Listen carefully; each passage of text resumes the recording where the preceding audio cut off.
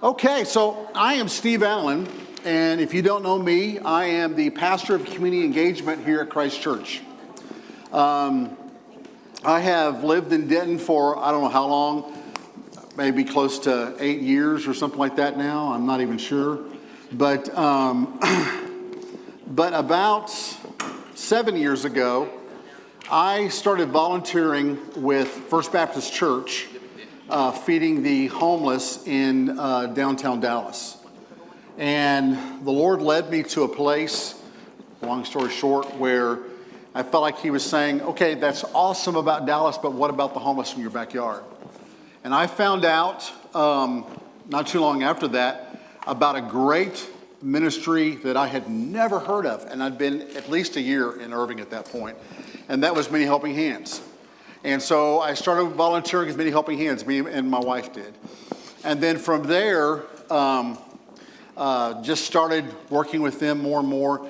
And we started as really a community. There were, I think, 2 or 3 groups then that kind of worked together. Many Helping Hands kind of took the lead, but they would rent hotel rooms for the homeless in the winter to get them off the streets, okay? And back then, I remember, it may not have been the first time, but what I remember is the Motel 6 over on 183 and Route 12, and renting a couple of rooms there. And us and other people pitching in to pay for it. Well, that went from that to a few years later, Bear Creek Church. This is Pastor Dennis Webb right here. And as the number of homeless, I don't know if the numbers grew or if we just became more aware. I think it was we became more aware. Then we needed more than the hotels. And so Pastor Webb they opened up their church, and we housed them there for a couple of years. And then I think it was the year of Snowvid. We needed to go back to the hotels, and so we did. And so we went down to Magnuson. Some of y'all were involved in it then. By then, it grew to about 6 or 7 nonprofits and churches that were partnering to house the homeless. And we all rented hotel rooms, and there was like, I think, 63 homeless that we housed, different homeless that year. I think like 26 hotel rooms. And the logistics of that was just off the charts, if you can imagine. I will tell you the biggest piece of that was the pictures I have in my head are of serving dinner out in the snow because it was all open, and having them come down and get that. And so last year, about June or so, my pastors told me that if we wanted to use what was going to be soon a vacant building, the big metal building in the back of the property, to shelter the homeless, that we could do that. And that was exciting for everyone. And so we got together and worked together and made that happen. And so Many Helping Hands, a organization called Helping Around Town, Level Pathways, Bear Creek Church, Crisis Ministries, Family Promise. I feel like I'm missing someone, I may not be, but those in the Christ Church, those are the organizations that all came together and worked together to make the shelter happen. Last year, I think we had like 250 different volunteers serve for the 45 different nights that we were open, and serving 179 different homeless. And that's why we're here. And so, I mean, somebody said to me a few minutes ago, man, this room's full of energy. And that's because you guys rock. Thank y'all for being here. Thank you that helped last year and helped before that. And thank those of you that are here today for the first time that want to be a part. Your hearts will be blessed, okay? It is an incredible experience. I walked through the shelter for the first time, really. I mean, I've been through the shelters since March, but this last Wednesday, we had a group of volunteers there working, and I walked through the shelter really for the first time, had opened the doors to let some air and stuff, and I kind of teared up because I felt like I was home again. And you'll have that same experience too. It'll be a great experience. So thank you. So to get us started, I want to first, there's some things on your table. So there's about probably 4 of these. These were just pseudo flyers that tell you a little bit, give you some facts about the shelter. There's also QR codes. So, and there's going to be a test on this later on. Can anybody tell me, if you want to know, if you meet a homeless person on the street and you want to help them, where's the best place to send them? Boom! That's, yeah, see, I told that table, Diana's the one. Our website is this one up here, irvinghomeless.com. Now, because this is sponsored through Christ Church and so forth and so on, and at Christ Church, we're really big about our community. It's not just about us, okay? We don't have to, there's some issues we don't have to worry about, like some of our nonprofits do, funding and all that kind of stuff like that, although we do have to worry about funding, but you know. We are not just about promoting Christ Church stuff. And so if you go on there and you are trying to get resources for a friend or for someone that you meet who's homeless, you can go to irvinghomeless.com. I'd encourage you to go there now. You'll need to in just a second. And you can click on where it says, I'm homeless and need help. And it'll give you all the resources if they're a domestic violence victim, if they're a teenager, if they just need a meal, if they're a family. It's going to give you all the resources to point them to, okay? There's multiple links on there if they're homeless and they need help. Also, remember this, one of the things that we tell all of our guests at the shelter is if they really want to get off the streets, okay, and they want the best path to get off the streets, the best path is going to be the shelters in Dallas, okay? Because they have 24-hour resources and case managers and all that sort of stuff. We don't have an actual full-time, you know, open every day of the year shelter in Irving. And so we don't have a lot of those. We have some of those resources, but what may take us 3 or 4 months can take them 2 months. And so that's why when you go to that link, you're also going to see a couple of shelters in Dallas that we recommend because they're great organizations with great resources. So the next piece on that is if you're like, okay, it's great, I want to volunteer at the shelter, but I really have a heart for homelessness. I don't want to wait until it gets cold to help, okay? Well, then if you go to How Can I Help, you're going to see all the organizations that work with the homeless. And so you're going to see Many Helping Hands, and you're going to see Family Promise, and you're going to see all these other ones. And then you can go on there, and it'll show you, it'll give you the link to their website, so forth and so on, and you can get plugged in. Because Inclement Weather Shelter was open 45 days last year, okay? But these other organizations are all through the year. And so you can volunteer pretty easily. There's several of them. You can just show up and they'll put you to work, okay? And if they don't, then give Pastor Webb a call. I know that he will. So, okay, the next thing on there is education on homelessness. Now, why is that important? Well, if you want to learn, we've done a couple of Zoom sort of conferences about homelessness, both just general street homelessness as well as teenage homelessness. And so if you're looking for more information than we're going to provide today, you can go on there and watch or listen to some of those. And then this is actually being recorded today, okay? Everything that happens here, about noon, we're going to go back to the shelter and have lunch and everything. That won't be recorded, but everything else will be recorded. And so if you have friends or spouses or whatever that you want to get this training, you can send them, and that's where it'll be, on educational homelessness. That's where they can go to get that. And so that's irvinghomelessness.com. So where do you go if you want resources for the homeless? There you go. Good. That's really important. Now, pick up a business card. There should be enough for you, and there's more than one per person. Now, trust me, this isn't about us or promoting us. This is about putting resources in people's hands. So what's this business card for? This is probably the number one thing that we were asked for last year.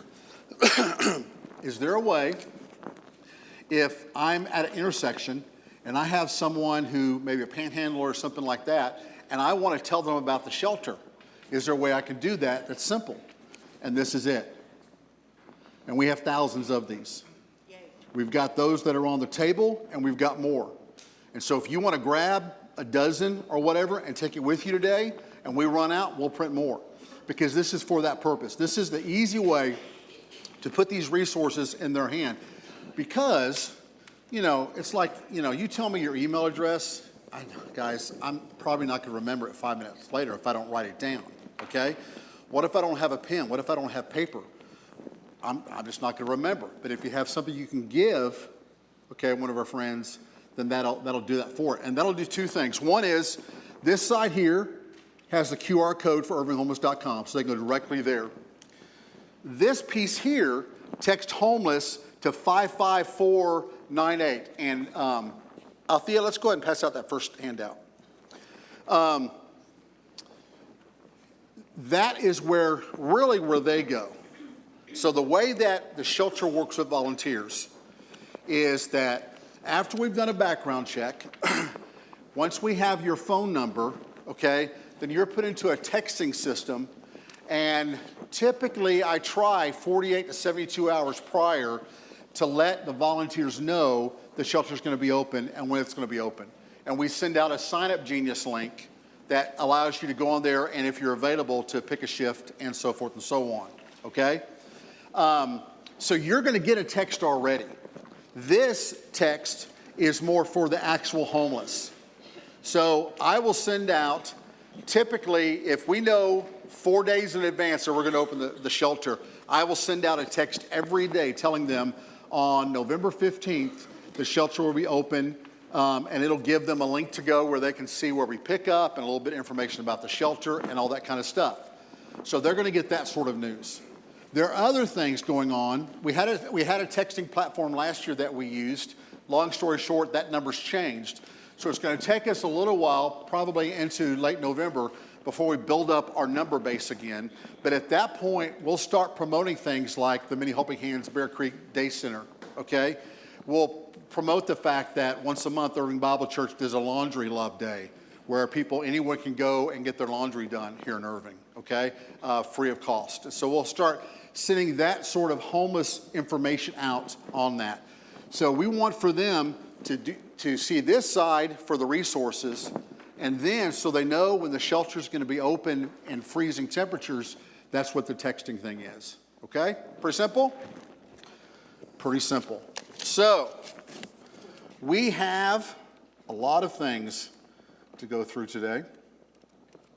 We're going to start off with, this is kind of an introduction to the shelter, to who we are, to how we work. Some of you I've known for years and years and decades, and some of you I haven't met before today. And so we want you to know a little bit about what we do and how we do it and all that sort of stuff. And then we're going to look at some homeless scenarios, what you would do in different situations with the homeless. And then we'll talk about, I'm going to bring a esteemed guest up here, and we're going to talk about some mental health stuff. And then some more esteemed guests, and we're going to talk about some medical things related to the shelter. And then we're going to talk about security awareness. And we'll have some breaks during that time. And then after that last segment on medical, hopefully it's about 11:45. And at that point, we're going to break from here, and we're going to ask everyone to go out to the shelter. We're going to have lunch there. And then I'll be kind of going through some of our shelter procedures there. And we'll be done by 1 o'clock. So that's what we're doing overall. But one of the things I wanted to let you know, and one of the reasons I wanted you to go to irvinghomeless.com, is that signing up for this workshop does not put you on the list as a volunteer, okay? Because some of you may come to this and be like, I don't want to be around that guy anymore. He's annoying, okay? And, and you just don't know what, some people don't sign up for something you're not sure of, and that's okay. And so you need to go back to the How Can I Help page. And the first page, it starts off with the training. And then if you read down, there's a place where you can select to register as a volunteer. So make sure you do that ASAP if you're sure you want to volunteer. Or the moment you decide you want to, go on. We do a background check. And I'm sorry, we have to do that for insurance. We have to do that for legal reasons and stuff like that. That's the next step. And then after that, you just get a text when we're open, and it's pretty simple. So if you've had a background check through Christ Church in the last 2 years, you don't have to get a new one, okay? So we double check that. So just know that's the case. And we are people of grace, because some of you I can see, like Dane has this terrified look on his face, like, oh my gosh, okay? Because Dane, don't tell anybody, but he's robbed banks all of his life. But no, not really. But anyways, some of you may be feeling, oh my gosh, I did something I shouldn't have like 10 years ago or something like that. Guys, don't sweat it, okay? We're people of grace. Unless you've murdered someone in the last 6 months, probably the last 4 months, okay? We're not gonna, just trust me. Myself and Judy Sargent, who's one of our managers at church, she's our financial manager, are pretty much the only one that's going to see that, okay? Only in Dane's case have I gone into Greg and said, Greg, that's one of our pastors, look what Dane did. And no, not really. I didn't do that. Judy and I are the only ones that see that. And so, so you can know that privacy is going to be kept and so forth and so on. And you're welcome to check back if you're going to be that nervous. But honestly, if there's a question, I'll go to you. And if not, then don't worry about it. So it's pretty simple as that.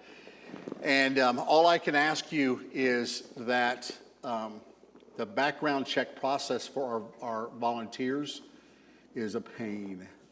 It really is. And so the more you can work with them. Where's Amanda? So this young lady in the back, that's Amanda Nichols. And she coordinates that. And so the more you can work with her to get the paperwork that she's asking, then just the easier it is on everybody. And Amanda is just like all of our volunteers. She's not paid. And so it's not her job, it's her passion to help people. So just help us on that. The other thing I didn't mention on irvinghomelessness.com is if you'd like to make a donation, you can do it through there. And really, I'm not talking about that because of the money. I'm talking about that because a lot of you work with businesses, okay, or maybe corporations. Like we had Goldman Sachs out on Wednesday, and they had 20 people that were there. And I think it's, I don't know what you call that, but it's like a give back day where they get paid to come and to volunteer. And so we hooked up with them, and they came and helped out and did a great job. You may have an organization that want to do that. We're going to talk about blankets here in just a second. You may want to do a blanket drive at your business. You may decide, hey, I want to, we'd like to, our small group or our church would like to provide dinner, for the shelter one of these times. And you can go through there.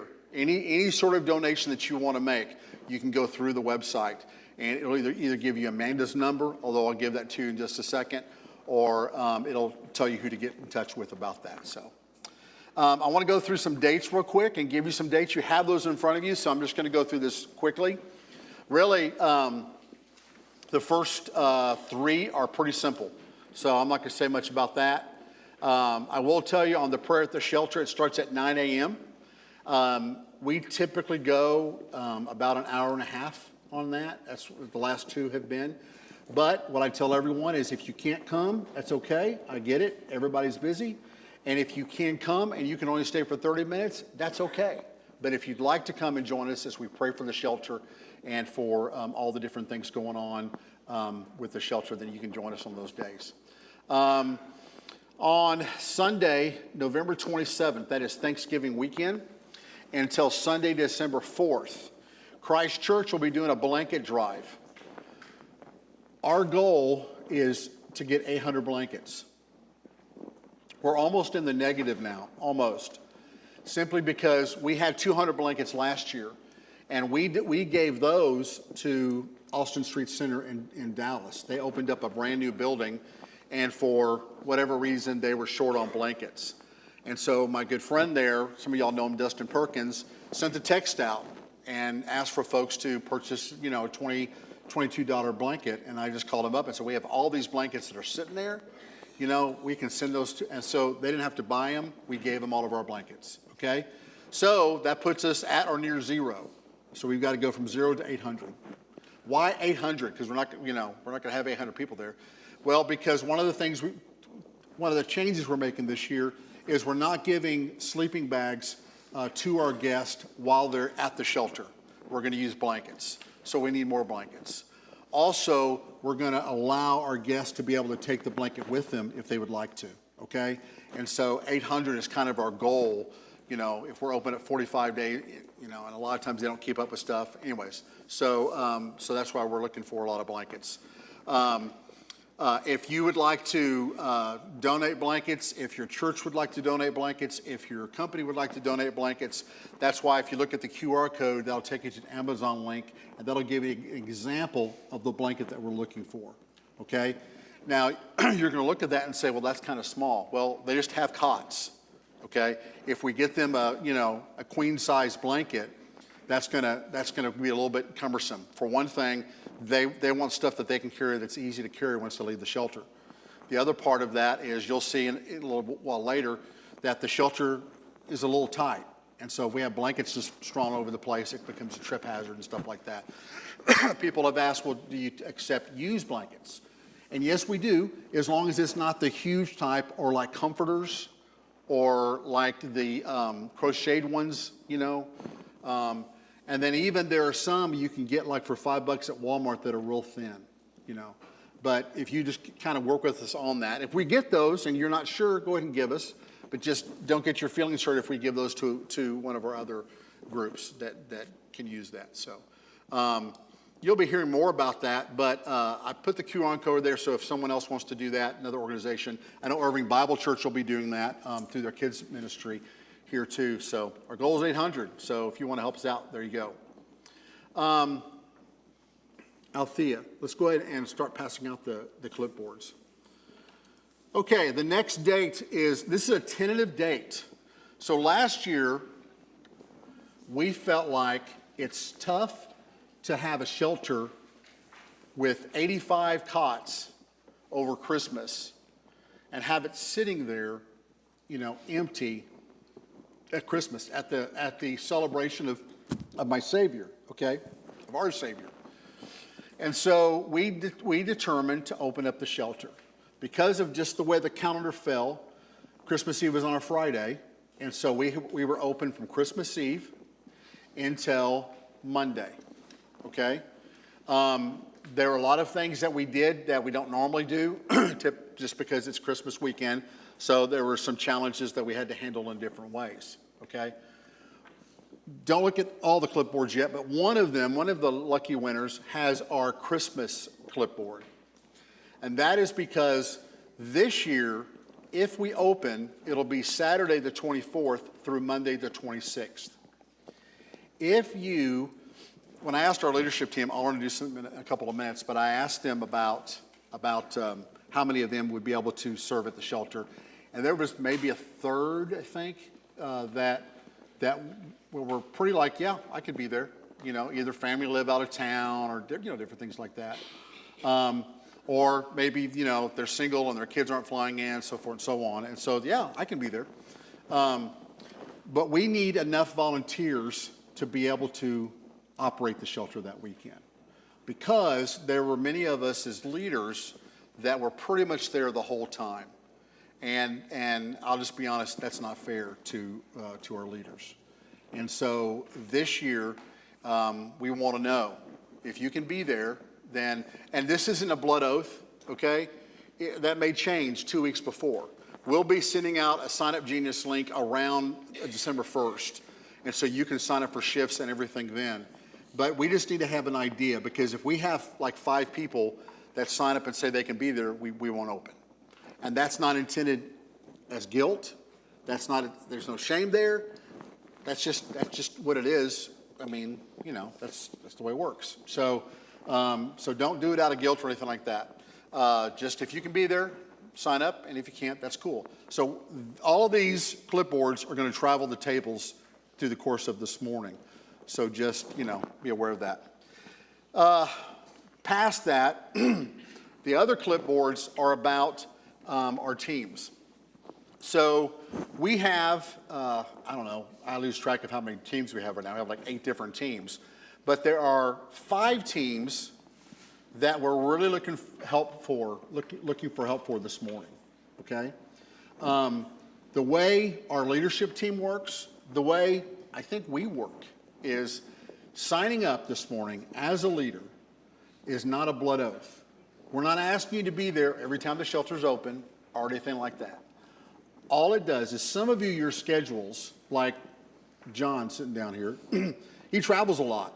And so, he can't be here every week or every time the shelter's open because he travels. Some of you have business issues. You can't be here every time the shelter opens, and that's all okay. But what it does do is there may be others of you that are like, okay, I can't be there every time, but I do have some time, and I'd like to help, with organization. I'd like to be involved in some training events, different things like that. And you're the ones that we want to connect with. And so there are 5, besides the Christmas one, there are 5 other clipboards going around. The first one is for admin and intake, and it gives a description of those responsibilities, okay? April, where are you? April Sanderson. Oh, April Sanderson. I waited until you left to talk about you. April Sanderson is our lead for admin and intake, okay? So if you're not sure, you want to find out what that group does, she can help you out, okay? But the sign-up sheets have a little bit of information to help. Shelter services team, okay? That team is led by Althea. Althea is another one that may travel from time to time, but she's got extra time, and so she's helping as our lead. The transportation team, Dane, that's the notorious Dane Sanderson, okay? He leads that team. And so if you want to help drive a van, someone else's van, not your personal van, okay, but a church van or something like that. We also need people, we really don't like to send one person by themselves.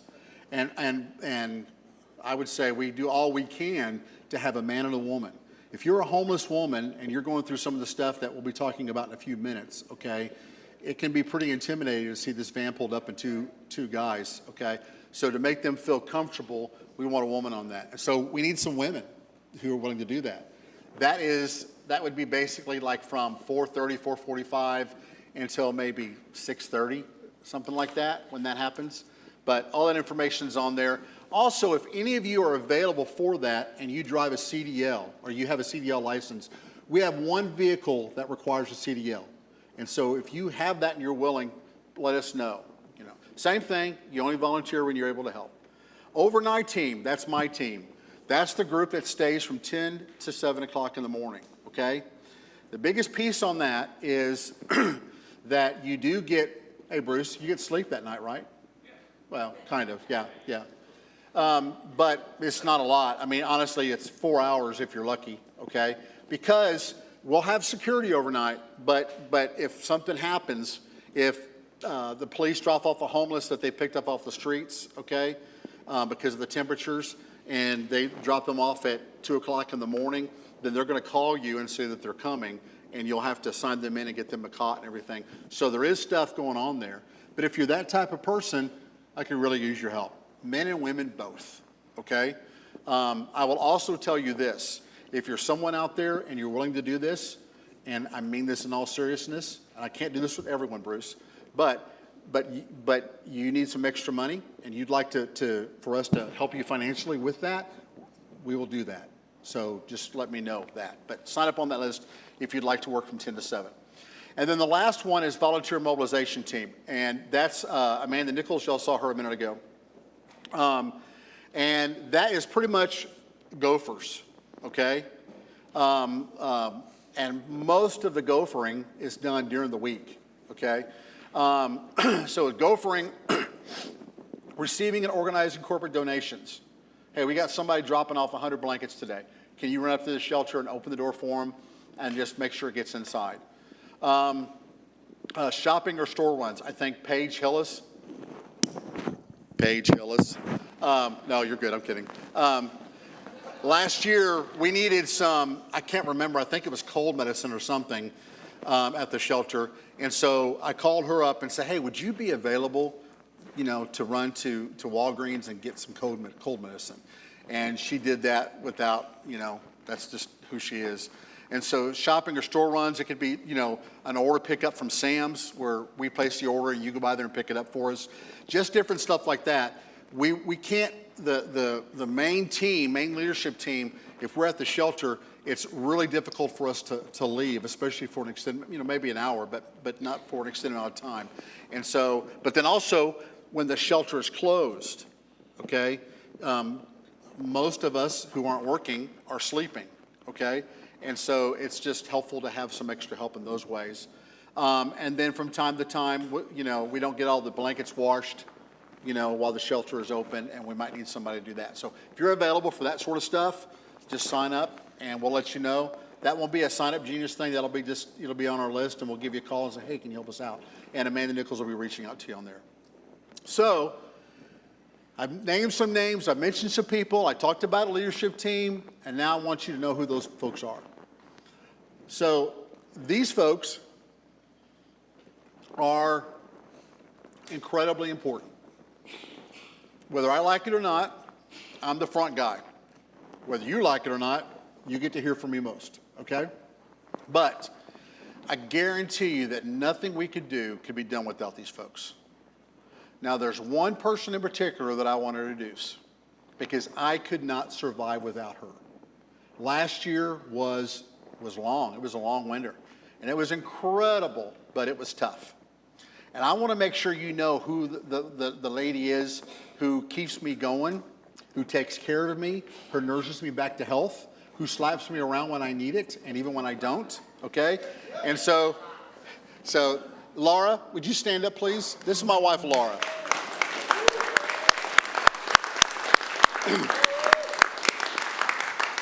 She's the love of my life, and she's the woman that when I go and say, hey, I think we need to open up the shelter at Christmas, she's willing to say, okay, we'll do whatever it takes.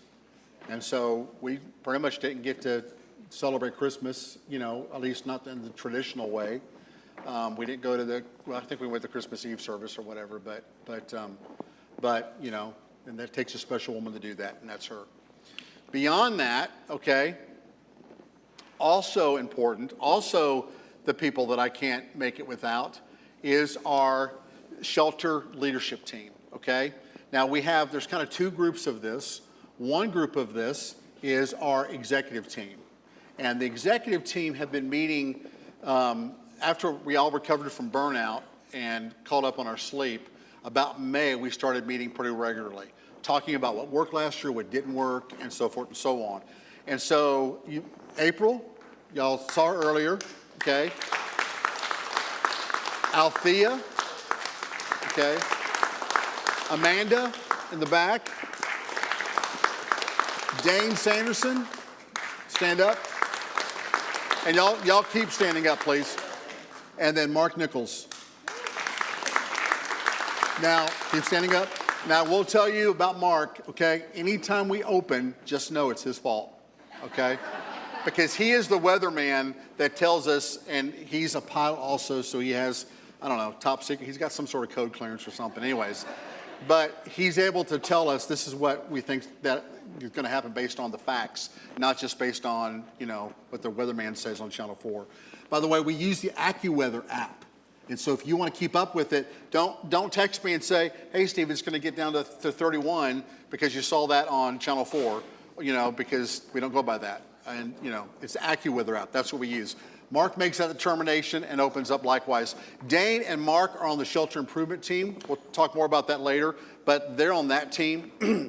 The rest of our leadership team, April Sanderson, and guys, tell me if I forget someone, okay? Brenda Anderson, Kristen Burgess, and Cassie Sosa, stand up. They're all on our admin and intake team. Okay, Diana Rohrback, Sandy Turner, John Snyder. Stand up if you're not standing up already. Oh, Bruce Turner. Oh, that's right. Bruce Turner. Okay. They're on our shelter services team, okay?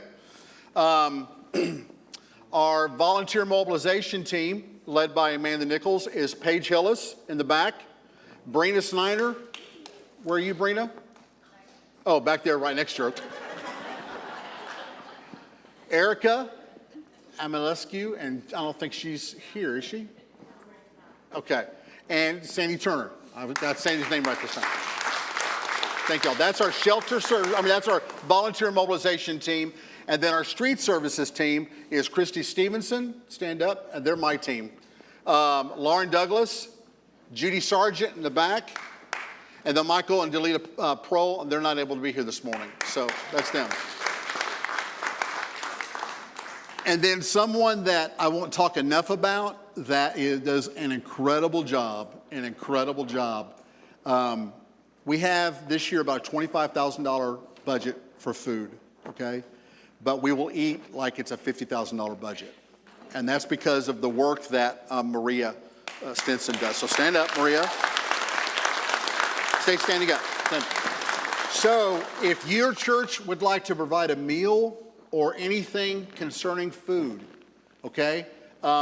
If you've a food donation, if you've got 20 pounds of bacon, please let me know. But no, if it's, 20 pounds of bacon, and that's happened before, okay? Talk to Maria. That's the person you want to go to. And I don't have her phone number on the sheet, and so I want to make sure that you have her phone number, okay? Maria Stinson, Stenson, and her phone number is 469-859-4117. 469-859-4117. So if you'd like to help with meals or do any of the stuff I mentioned, talk to Maria. Thank you. Now, you can sit down. The best part, and we get to serve the Lord, and that's an honor. We get to help the homeless, and that's an honor, okay? Helping people. But you could, in a way, say this is one of the biggest perks of working in the shelter, is that we're all in this together. And if you worked at the shelter last year, hopefully you saw that. And if you haven't seen that, because you haven't worked at the shelter, then hopefully you will. We are a family, okay? In the same way that the volunteers are our family, you'll develop those relationships with our homeless. And that's incredible. And here's the thing is none of us are experts. And if you're looking for experts, I get paid. I'm a minister at Christ Church, but I'm not an expert, okay? I've done a lot of reading. I've worked with the homeless a lot, but I'm not an expert. None of us are.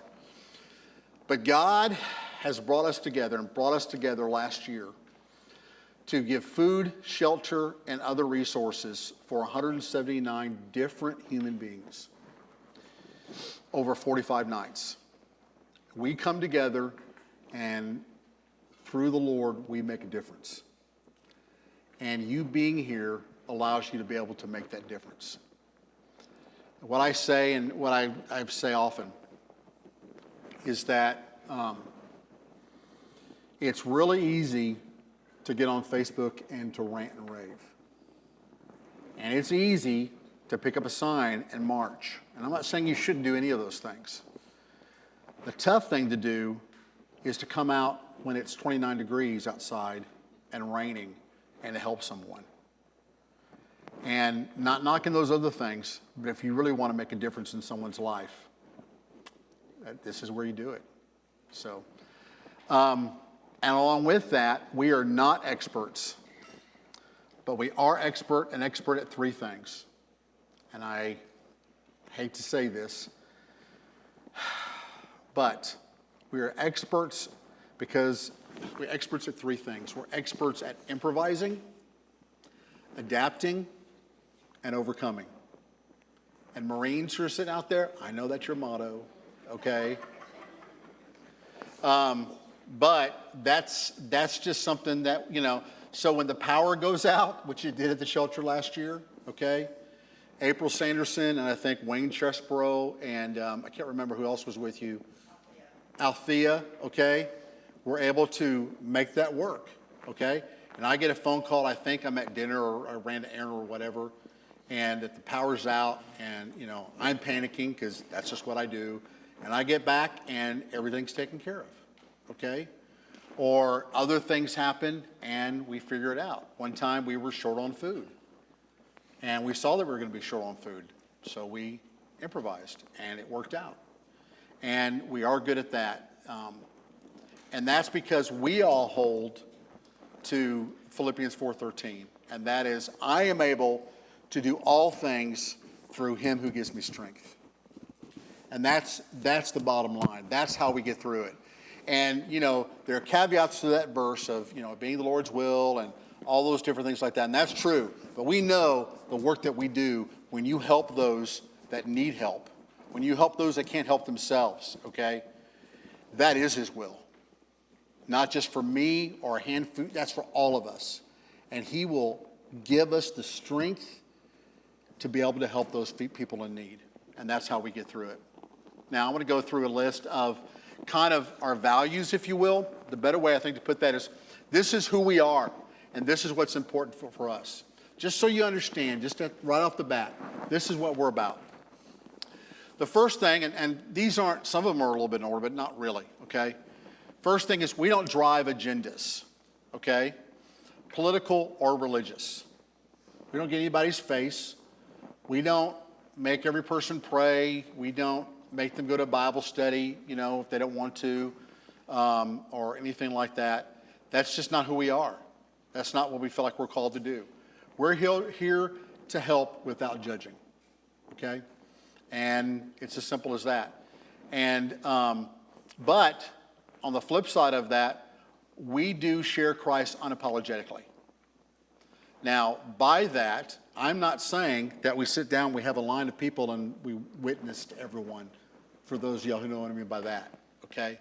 What I simply say is that we've all been saved by grace through the strength and power of the Lord, and we're not ashamed of that, and we're going to tell people about that. And this year, we're going to have a Bible study out there, and this year, we're going to have some worship services at the shelter, okay? Because we're not ashamed of that. But we believe that it's about a relationship with God and not religion. Jesus Christ is the hope of our world. And so while we don't force anyone, or there's none of that kind of stuff, we do build relationships with folks. And if I'm going to get to know you, you're going to find out what I do and what's important to me. And it kind of just flows out naturally like that. Next, we are about community. By that term, I mean we are about the community. We don't believe that at Christ Church that our church are these four walls. This community is church, okay? We come here to get rest and teaching and get re-energized so we can serve him and others out there beyond these walls.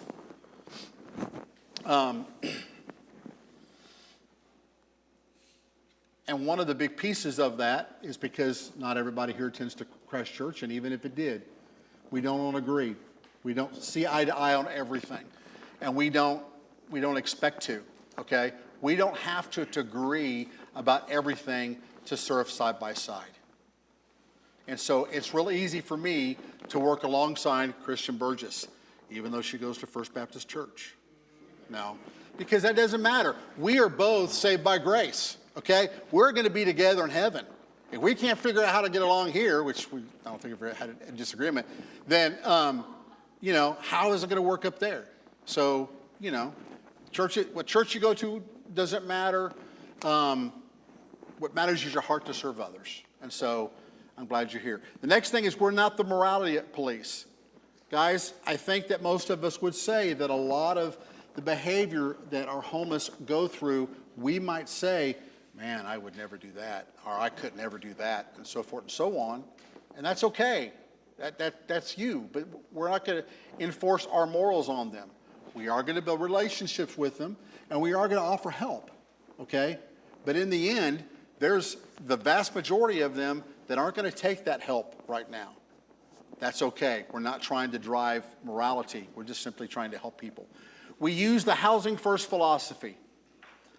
I'm not going to get into that, but simply to say there's a book on that at the bottom of your sheet. I think it's on the second page or something. There's a book. If you're interested in hearing about housing first, you can read that book. That's the easiest thing. We're very protective of our guests. We believe that every one of them should be treated with dignity and love. They are why the shelter is open. And so that's why we call them, once they walk in those doors, they're our guest. And we'll talk more and more about this, we're going to do everything we can to serve them and to make them feel comfortable. We still have our rules, we still have our expectations and stuff like that, but the vast majority of them are not going to have any issue with that, 90% of them. They're going to be so overwhelmingly thankful, and the ones that aren't, we're going to love despite that. We don't rescue, okay? That's one of our easiest things to do, is to find someone, and man, it just tug at my heart, their story. And we get into a rescue mode, okay? And we're not there to rescue them. That's not what we're called to do. We will walk with them, and then we'll equip them with resources to be able to get help. But when we get to the point where we start driving them around to every place and giving them money for everything, especially every time they ask, and so forth and so on, that's just not healthy. In many ways, it's codependent, okay? And so we're not here to rescue. We're here to walk with them and to equip. We have lots of fun, but we do take it seriously. Ephesians 6:7 talks about everything we do is for the Lord. We're serving them, but we're serving Him. And what that means is there's a level of commitment. When you sign up to be with us as sign-up Genius, we really expect for you to hold that commitment. And if you can't, then just text us and let us know. Don't just not show up, okay? When you're there, okay, it's about them. It's not about me and my friends talking over here. We'll talk more about that, okay? But so we have a lot of fun, but we take what we do very seriously. And then the last thing is we stand for those who can't stand for themselves or who shouldn't have to, okay? When there's a 76-year-old man who's homeless, he can't find a home because his Social Security the check that he gets in doesn't pay for the rent because the rent's gone sky high.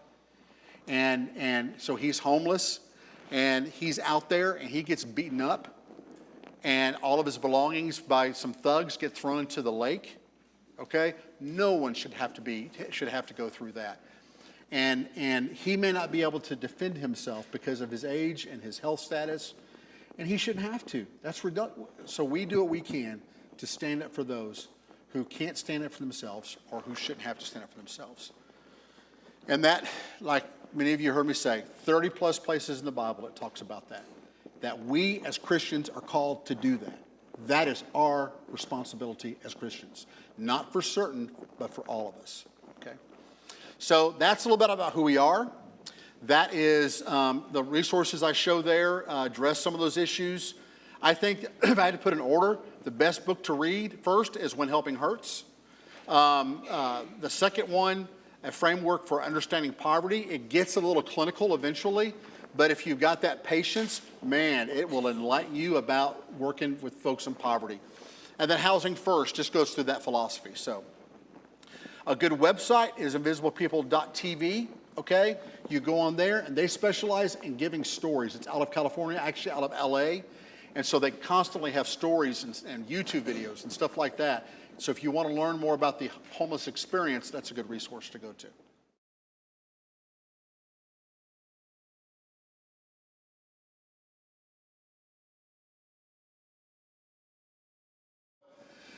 We are going to, Althea, can we pass out the homeless scenarios? So we are going to kind of break us in just a little bit. We're going to pass out some homeless scenarios. So these are some stories about homeless people, okay? And there are two questions on there. One is, what would you do to help? And the second is, what would we do to help them if they were at the shelter?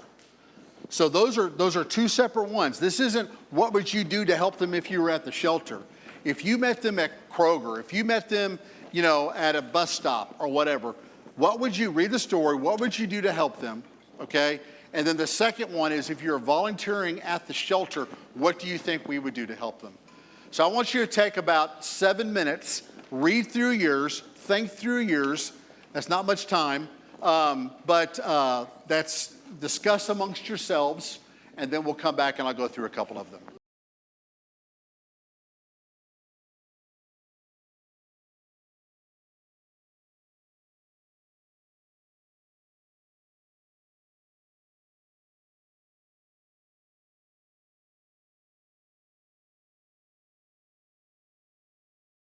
Okay, guys, I'm just going to read through a few of these. I'll be honest with you, some of this was just to get you thinking. So really, probably the only wrong answer is I would just walk by them. Okay? That's probably, the only wrong answer. Now, we'll say this, okay? If you're a woman and you see a man, I'm going to ask you to go up and have a discussion with them. You do, we'll talk in a few minutes about security awareness and stuff like that, and your safety is paramount, okay? But once again, that doesn't mean you have to just ignore them if they say hello, okay? And so one of the things we pointed out with our street services team was, and so some of these, if it's a guy, like this one I have here is Harrison Perkins, 31, okay? Men, you may do something a little bit differently than the women would, and that's okay. But so understanding that and just treating it at face value. So if I saw this person, Harrison Perkins, 31, you meet him in the shelter. Harrison said he and his fiance ended up on the street about 2 months ago. So this isn't a person you see on the street, you just meet him at the shelter. After she accidentally burned down her mother's kitchen. Perkins, a recovering drug addict, wants to go back to Cleveland, Ohio, where his family lives. So if it's just me at the shelter, how do I realistically help him? Well, one thing I'm going to do is I'm going to sit and listen to him. And not just sit and listen to him, but, you're working to develop a relationship, okay? What I'm not going to do is I'm not going to try to go in and rescue him. Okay, I'm not going to say, well, where are you living? Or where you go in the shelter, and all that kind of stuff.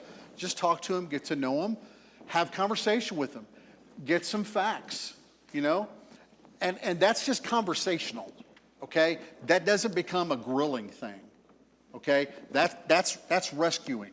You're just going to get to know him. So you maybe over a 2-day period that some of those questions go on. And when you first sit down, like I'm not going to sit down across from Brenda and just be like, so why are you homeless? No, I'm just going to start talking to her, and then some of this information may come out.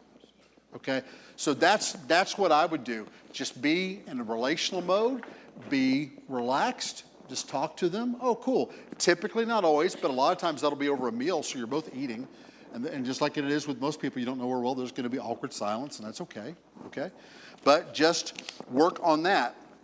Now, once you find out that they're a recovering drug addict, all that kind of stuff, want to go back to Cleveland, Ohio, honestly, the drug addict BIC, now there's some things here that would concern me, okay? Just one might be, I don't know if he's really recovering, if he's really, he's still with his girlfriend, she burned down the house. How did that happen? So there's some different things, but all of that doesn't matter. What I'm going to see, if I'm me working at the shelter, is that they want to go back to Cleveland, Ohio, okay? And so their easiest way off the street may be to help them by sending them home. Now that's not what Steve Allen, just a guy, does, but Steve Allen, as a lead at the shelter, okay, we have those resources. I'm going to ask more questions. I'm probably going to say, hey, can you get your sister on the phone? I want to just talk, so the three of us can kind of talk through this. And so I'm going to try to get some confirmation that this isn't just a story, okay? And then, like we did last year in one case, we very well might pay for their bus ticket and pick them up and take them to the bus station, because that's the easiest way to get them off the street. That's not what Steve Allen would do. That's what Steve Allen as a lead at the shelter would do, okay? So hope that makes sense.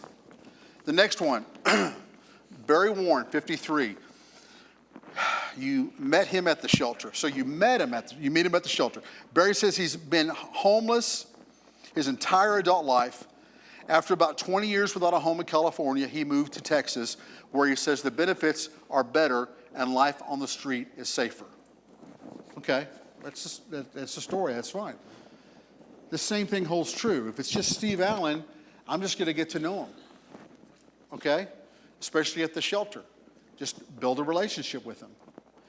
If you see things that you think we can help them a little bit more, okay, then that's when you want to get shelter staff involved.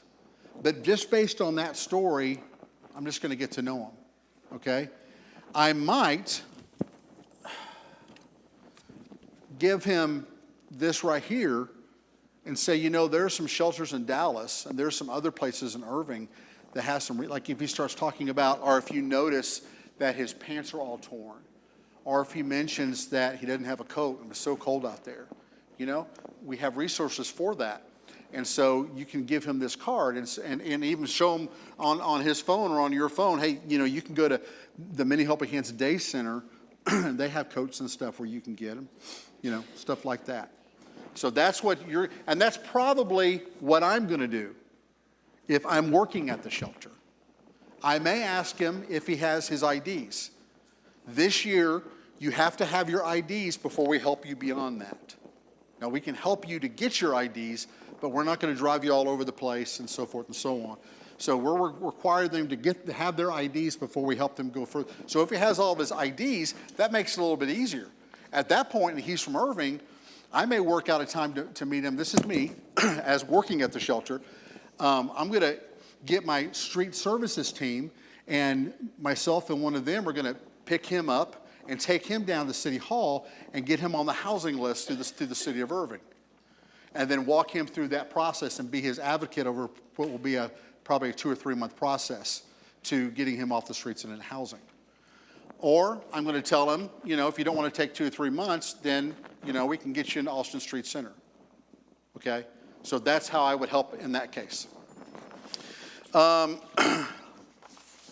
This next one is Sherry. Sherry, she wouldn't provide her last name, but she's approximately 25 years old. Sherry gets dropped off at the shelter. She seems really nervous and jumpy, almost paranoid.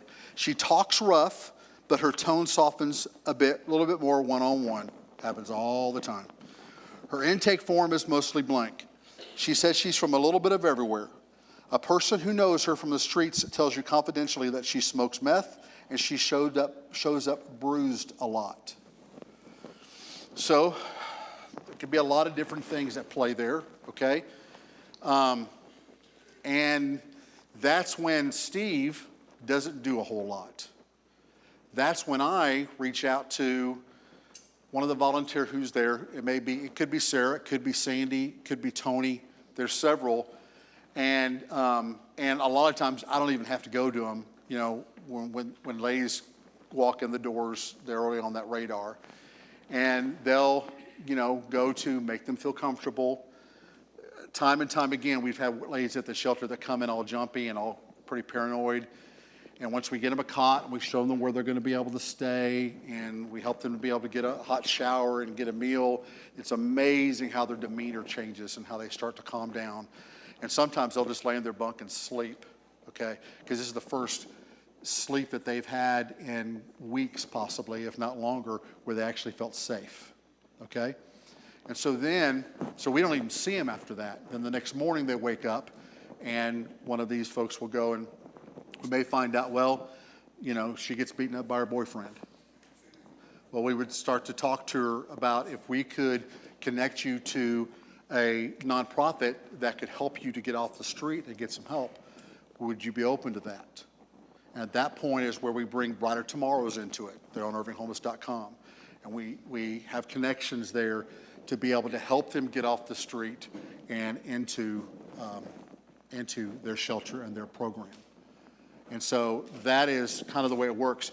Every person that comes in the shelter fills out a registration form, and those registration forms, one of the questions that ask is what's the exact question, April, about domestic violence? Have you been, are you a victim of domestic violence? Thank you, I couldn't think of it. Right. And so if they're currently fleeing domestic violence, every time one of our female staff is going to follow up on that once they're settled and comfortable, okay? And I want to say like 6 or 7 women we helped to get into Bride of Tomorrow's last year who checked on there. So that's kind of how that works. That's all I'm going to share right now. You kind of get the idea. The biggest thing you can do, especially if you see them on the street, okay, is just acknowledge them. Can't tell you how many homeless folks have talked about how much it hurts when, and they may be by themselves, and you know, they're walking down the street and someone comes walking the other way, and then they cross over to the other side of the street because they're afraid of them, and they go to, now sometimes I get it, okay, it's a stranger, you may not recognize them, but you know, when we treat them like they don't exist, that's not treating someone with dignity. And I mean, they are as much God's creature and God's creation as we are. And so, you know, engage them. Just say, hello, how are you? You don't have to give them money. I wouldn't give them money, okay? But you can give them one of those cards and say, man, I don't have all the answers, but there's a lot of resources on here that can help you out with that. And then go from there. So with that said, we're going to go into another phase of our meeting. And there is one person who I haven't mentioned who was a huge help to me last year. Whenever she came to the shelter, she was a bright spot by far, okay? We are both equally challenged in ways. And so it made me feel like that this wasn't someone who was up here, this was someone that understood where I was coming from. And that is Brandy Smith. Come on up, Brandy.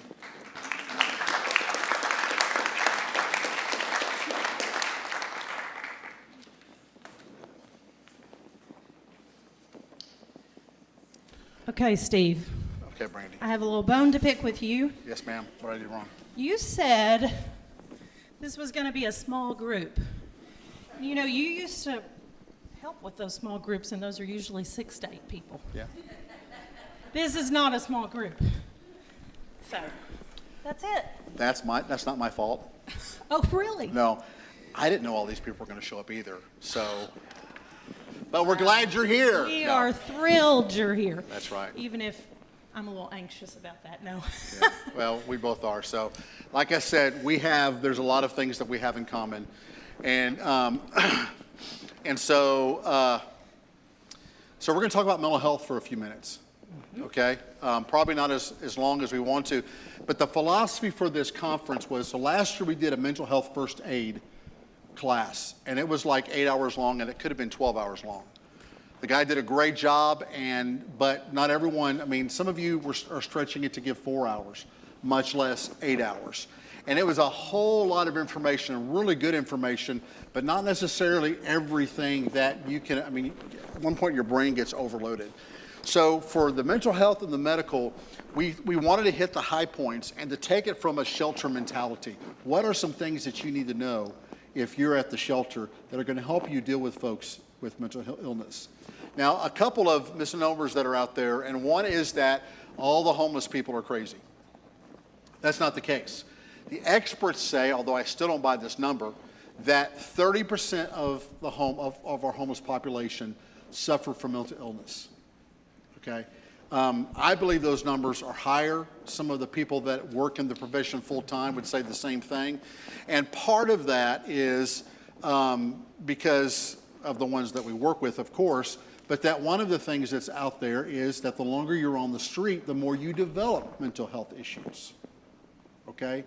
And so I think it's higher. I mean, I would put it closer to 50%. So just think of that. 1 in 2 folks who are at the shelter have mental health issues, okay? Do you know the numbers as far as how many in the general population just like suffer from illness? Yes and no. Just, what would be your thought? I wrote it down here in my little Did you really? notebook, but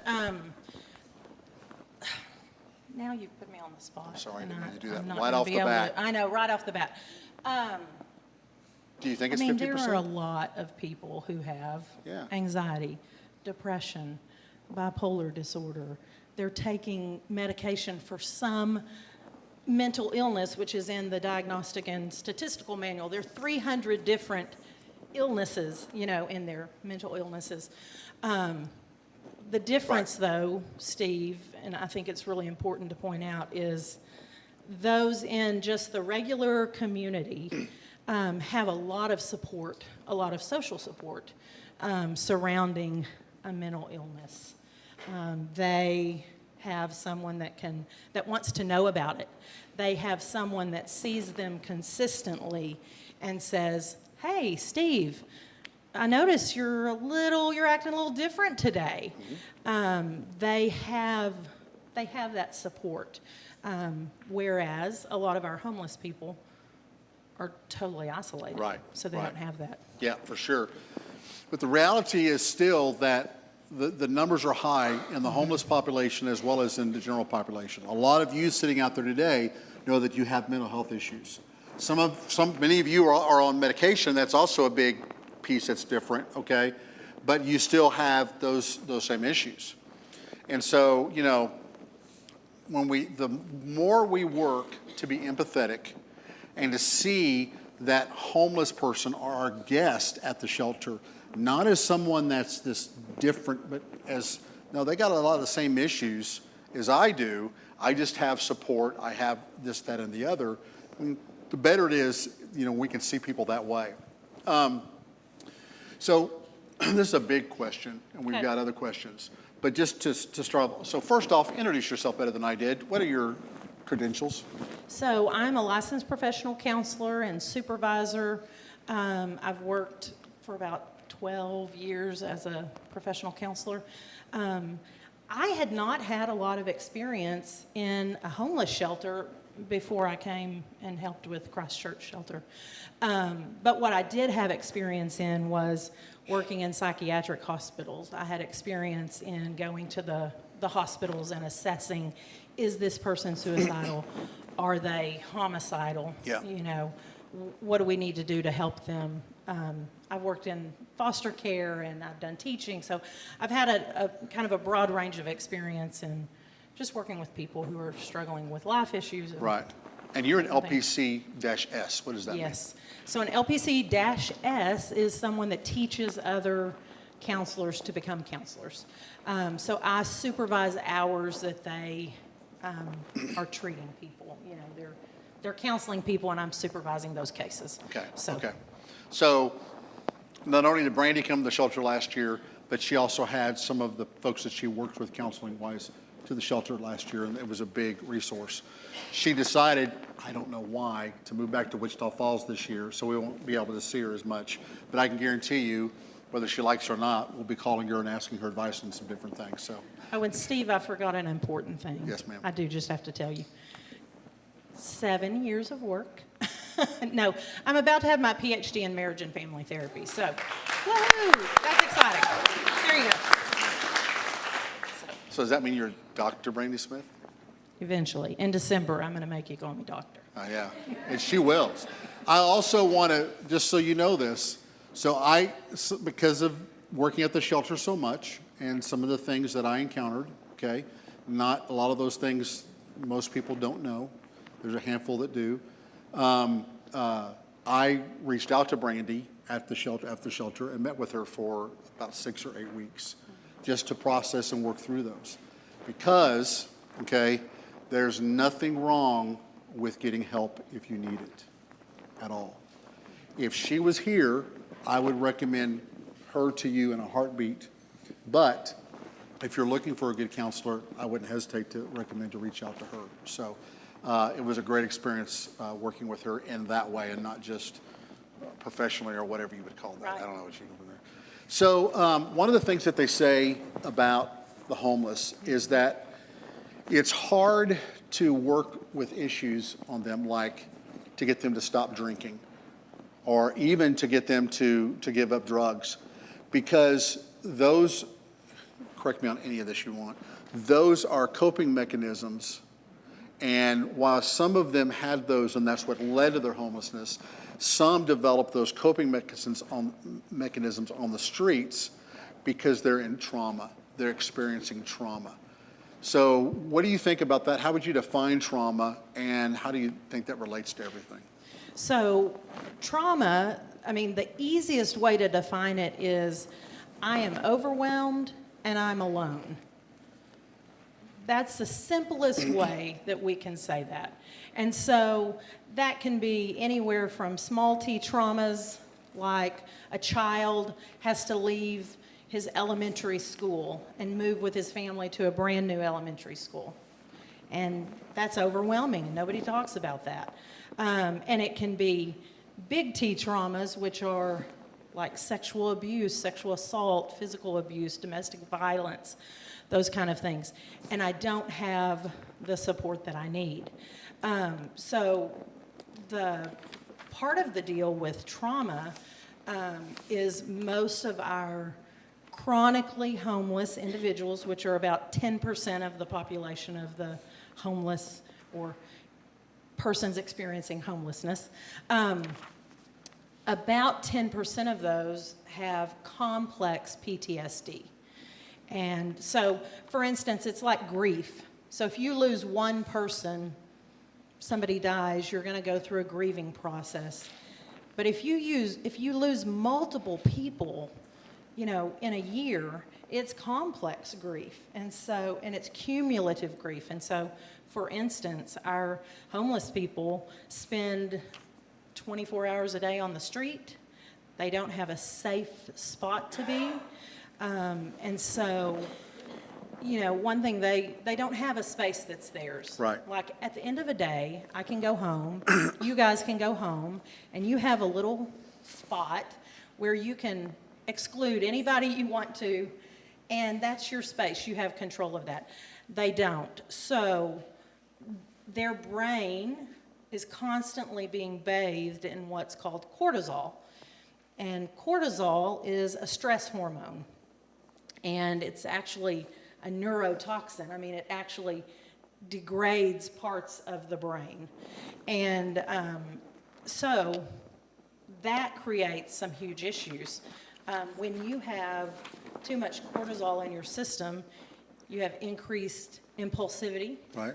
You have increased aggressiveness, and you have much less empathy for other people.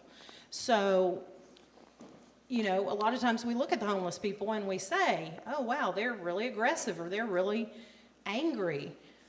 Okay, you would be too if you were out on the street for 24 hours a day with no safety. So let's camp there for a second, Yeah. okay? Because one of the other misnomers that I've found with homeless is a lot of times that, I may be that person that sees a homeless coming down the street, and so I'm going to cross the other side of the street, is based on fear because you think they're going to be violent. What has been your experience with the aggressiveness and the violence and so forth and so on with the homeless? So it's interesting. Steve called me out one day, and I visited with a gentleman that was saying he wanted to hurt people. And I walked out to a light post and I talked with him, and a lot of people were like, oh no, why did you do that? Why were you by yourself in that situation? Wasn't that a dangerous situation? And I would say it could have been, but also he was not at a place where he was going to hurt anyone. He was angry. I recently talked to somebody who was going through like a mental health first aid course, and she said there's only about 4% of people, homeless, that kind of people, that go to violence. Most of it is just maybe what appears to be aggressiveness, and some of that has to do with how people grew up. Some is like a defense mechanism they have to put on that persona. So, and just looking at, just so you know what happened at the shelter last year. So if you ask the shelter staff, me, April Dean, different ones like that, okay, the question of how many fights did you break up last year? The number would be 0. We didn't break up a fight last year. How many angry people did you have to talk down? Now, there were several, okay? There were some folks that have issues on the street that we would have to talk down. Many times, having that conversation with the men was easier than with the women, but still, those things had to happen. But Steve, I think part of this, and I want to just mention it, Yeah. is on the street, there's isolation. Within the shelter, there's connection. Exactly. And so when we talk about isolation, we talk about that increased cortisol. We talk about that I'm feeling alone. When we talk about connection, those are feel-good chemicals in the brain. So you release serotonin, dopamine, oxytocin, and those things decrease aggression, decrease impulsivity, and they increase empathy for others. And so how do you get that connection with a person that's homeless? I know you said these people are out on the street, maybe they're sitting on the ground. People lock their doors, being afraid of them. They go to the other side of the street. So a lot of times when somebody walks into the shelter, maybe giving them eye contact, not a stare like Right. staring you down, but maybe giving them eye contact is the first time that their personhood has been noticed. Maybe saying to them, "Hi, I'm Brandy. Exactly. Sir, how are you doing?" Sir. Maybe they've never been addressed by sir or ma'am. Well, and not just eye contact, but a smile. Yeah. You know, And- not eye, like you're looking at them, but a smile. Absolutely. And the other thing is just a handshake. Shake my hand here. Then we're demonstrating this. We are. But just a handshake. You want to be careful about touch, Right, right. Because a lot of the people that will come into the center have had trauma. And so we don't know what that's going to bring up if I put my hand on their shoulder or, something like that. But a handshake you can do. Well, and the thing that I really want y'all to know, and talking about violence and talking people down and all that kind of stuff, that was a conversation. And there were a few of those conversations that had to be direct. And there were a few of those conversations that had to be, hey, if you can't calm down, we're going to ask you to leave, okay?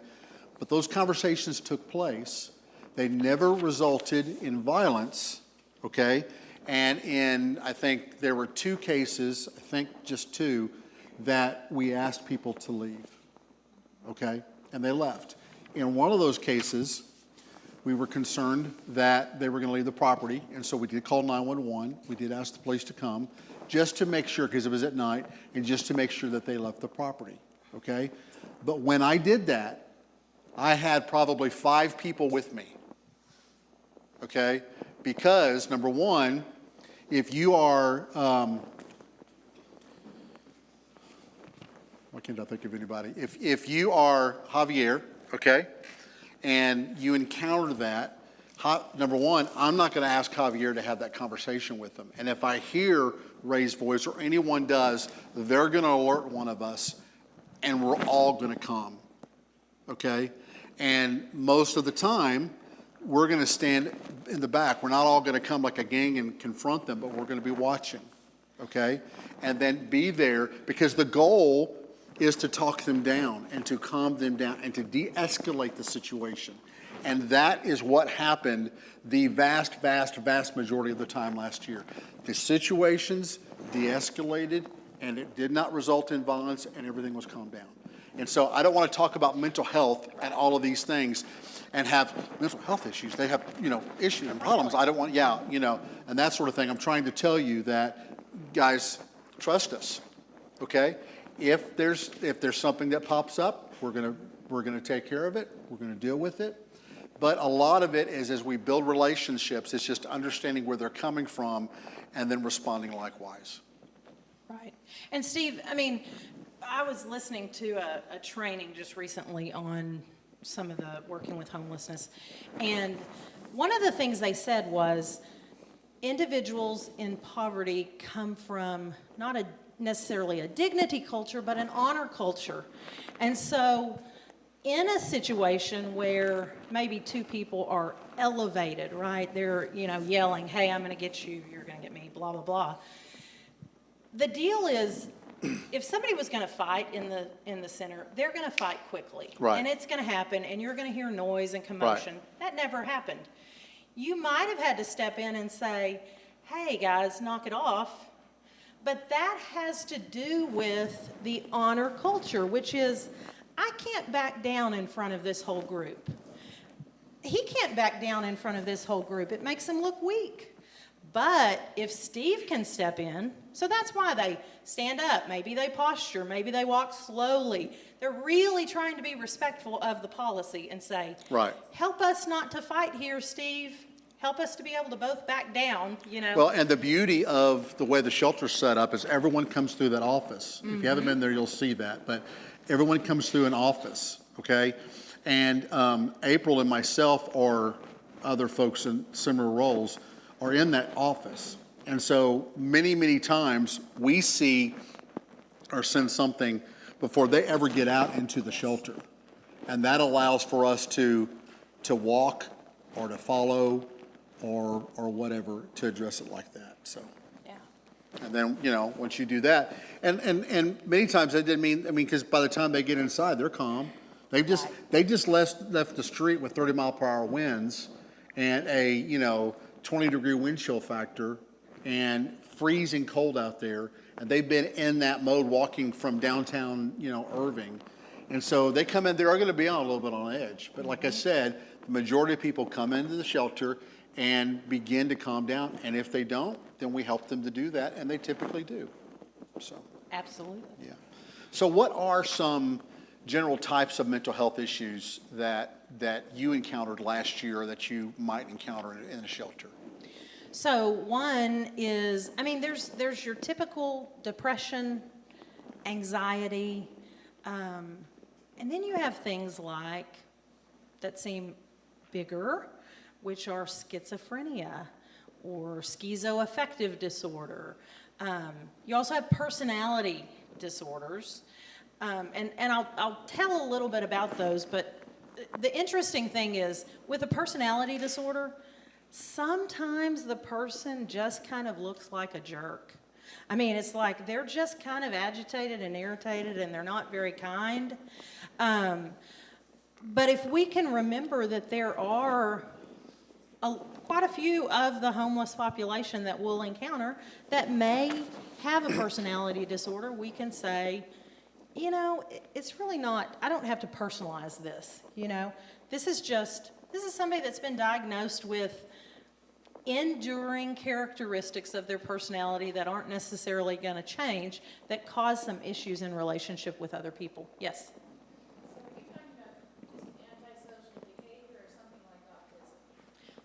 Like antisocial behavior. There's a whole host of, quote, personality disorders, dependency, antisocial behavior, those kind of things. And they're usually trauma-based. So I'm not talking about autism in that regard. So, Yeah. So go ahead. But with, depression and anxiety, I think that's pretty common that we probably know someone who's experienced that.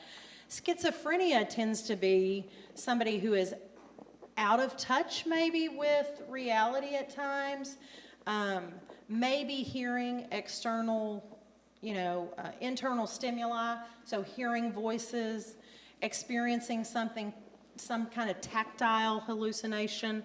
And I think one of the most important things, if you imagine a conversation with someone where, like, what if Steve had somebody standing right beside him, or I did, speaking into my ear right now as I'm talking? How agitated would I seem? How uneasy would I present? I was going to ask you about that. So let's say that you're just walking in the shelter, okay, and there's a guy sitting there, and you walk over and say, "Hey, how you doing?" And he just kind of gruff. Oh, what would you do?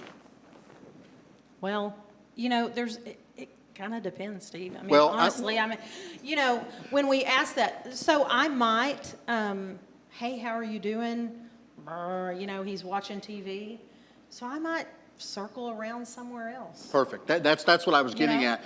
That I was going to say, if it's yeah. supposed to be something bigger than that, No, it's not. we're going to be in trouble. That's really, I know. No, because what you shouldn't do is, I mean, you need to give people their space, Yeah.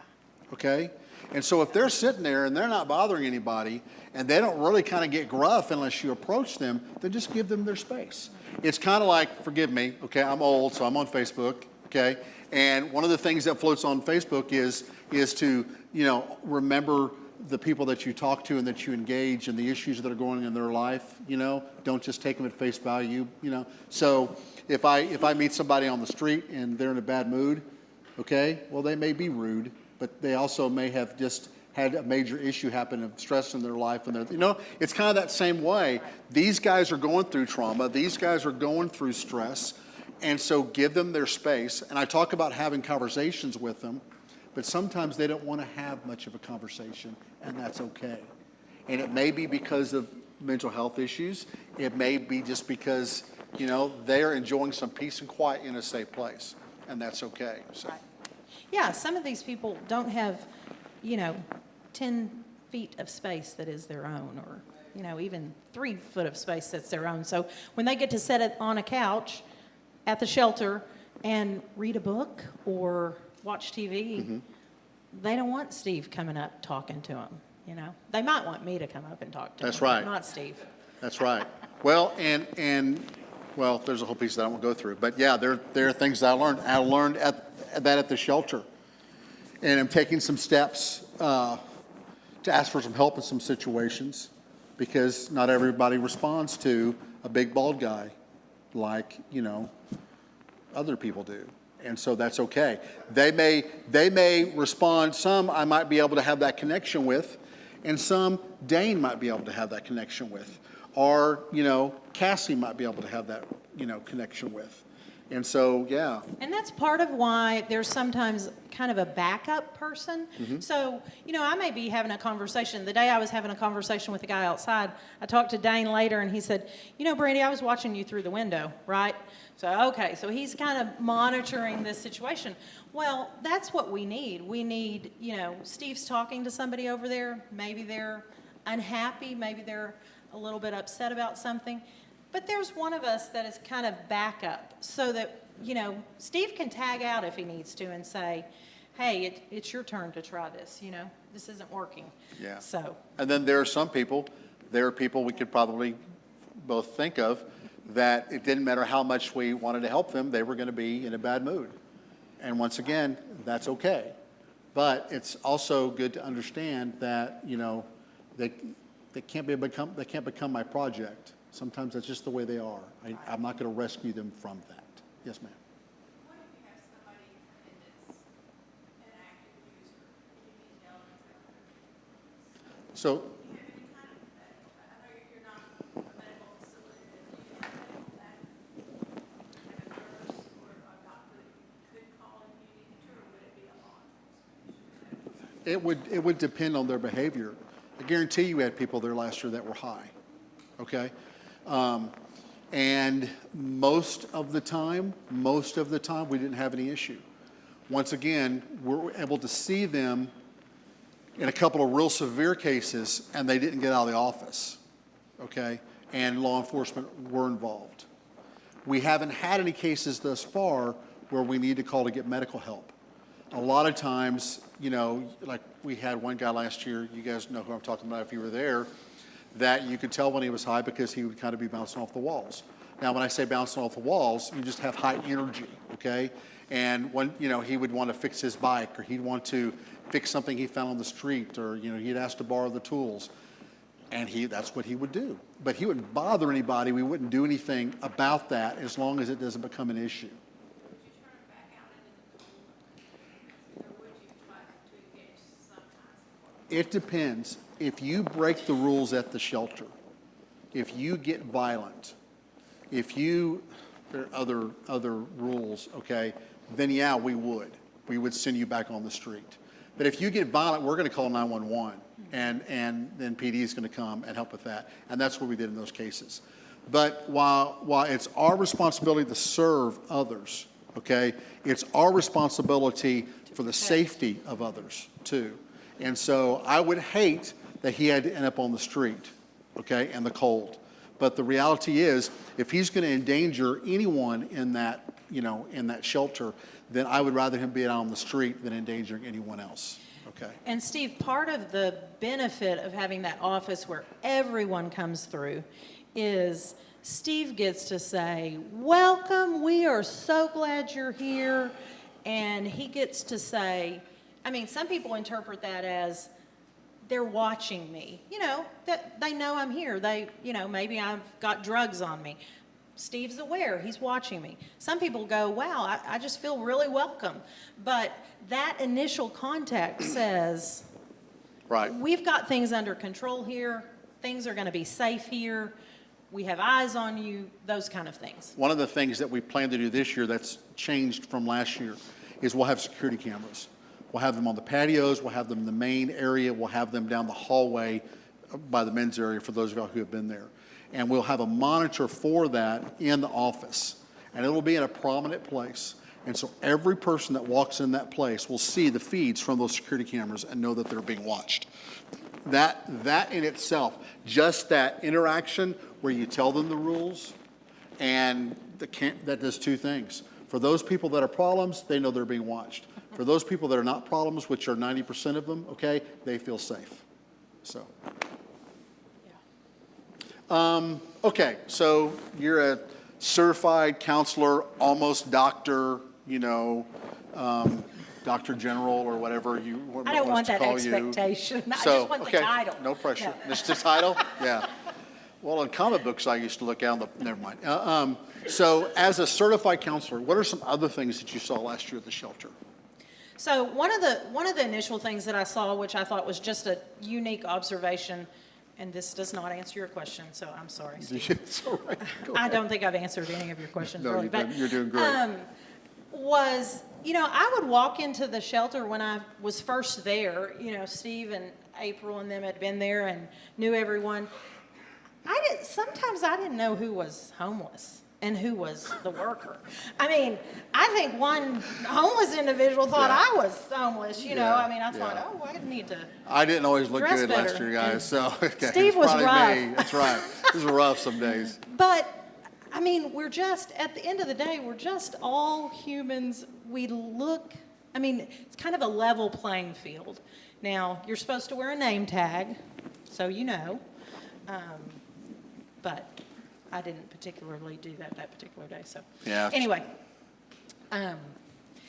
what was your question? It wasn't that. As a counselor, what do you see? What did you see? What are some other things that you saw that, So, I watched one individual come in to the center. Like, I was sitting at the tables while people were eating, and I was sitting there listening, and it was one homeless individual to another, and it was somebody that was brand new on the streets, right? And this other lady that had been on the streets for a long time took her under her wing. And it was fascinating to watch. She said, after we leave here, because it was only going to be 2 or 3 days that they were there. After we leave here, if you want, you can come and you can stay in my tent with me. And I'm listening, I'm thinking, that's really cool. And then she goes, now it's a 2-person tent. And about 4 a.m., there's 2 other people that come into the tent. But, those 2 other people live in the trunk of someone's car who has to go to work. And so they drop them off at my tent. But you know what? Come with me and I'll take you under my wing. Now, I just was really amazed at that. And I just thought, we don't do that for other people. We are not that welcoming with all the resources that we have necessarily. So that was really interesting to me, just as a counselor, to Right. see how that works. Right. Right. obviously, we saw individuals that were suffering maybe from domestic violence, or there was some kind of trafficking, sex trafficking that could have been going on. And they might, they might say something that alerted me Yeah. to that, or, And some we could help, Yeah. and some we couldn't. And, Yeah. and there were some who, when you tried to help, it's like the more they got noticed, the more they felt threatened, and they would call someone to leave. right. And so, that's part of the shelter. Change is really hard. Yeah, You but one thing to remember is when you encounter those individuals and you hear phrases that are spoken about concerning addiction, concerning suicide, trafficking, stuff like that, you need to let us know, okay? And don't just say, oh, drop your phone and then run, y'all know that. But, once you finish the conversation, let us know. For one thing, you're not there as much as we are. Okay. For another thing, there are resources. A21 here in Irving, they're a worldwide organization that deals with human trafficking. Okay, that we can call and get help and offer hotlines and stuff like that too. I mentioned domestic violence and Brought It Tomorrows and stuff like that. But let us know so that we can help. Anytime there's a suicide, Right. or they threaten themselves or others, you need to let us know. Okay, we're required to address that issue. So, and it's an immediate, you don't have to jump up and run Right. and all of that, but it's an immediate let Steve know, not send an email. I've worked in schools for a while, and there'll be times that a child will come to a teacher and will say, I'm hearing voices and, but I can't tell you what they're saying. But they're really scary and that kind of thing. And the teacher, because she's busy, naturally, she waits until the end of the day to send an email to the counselor.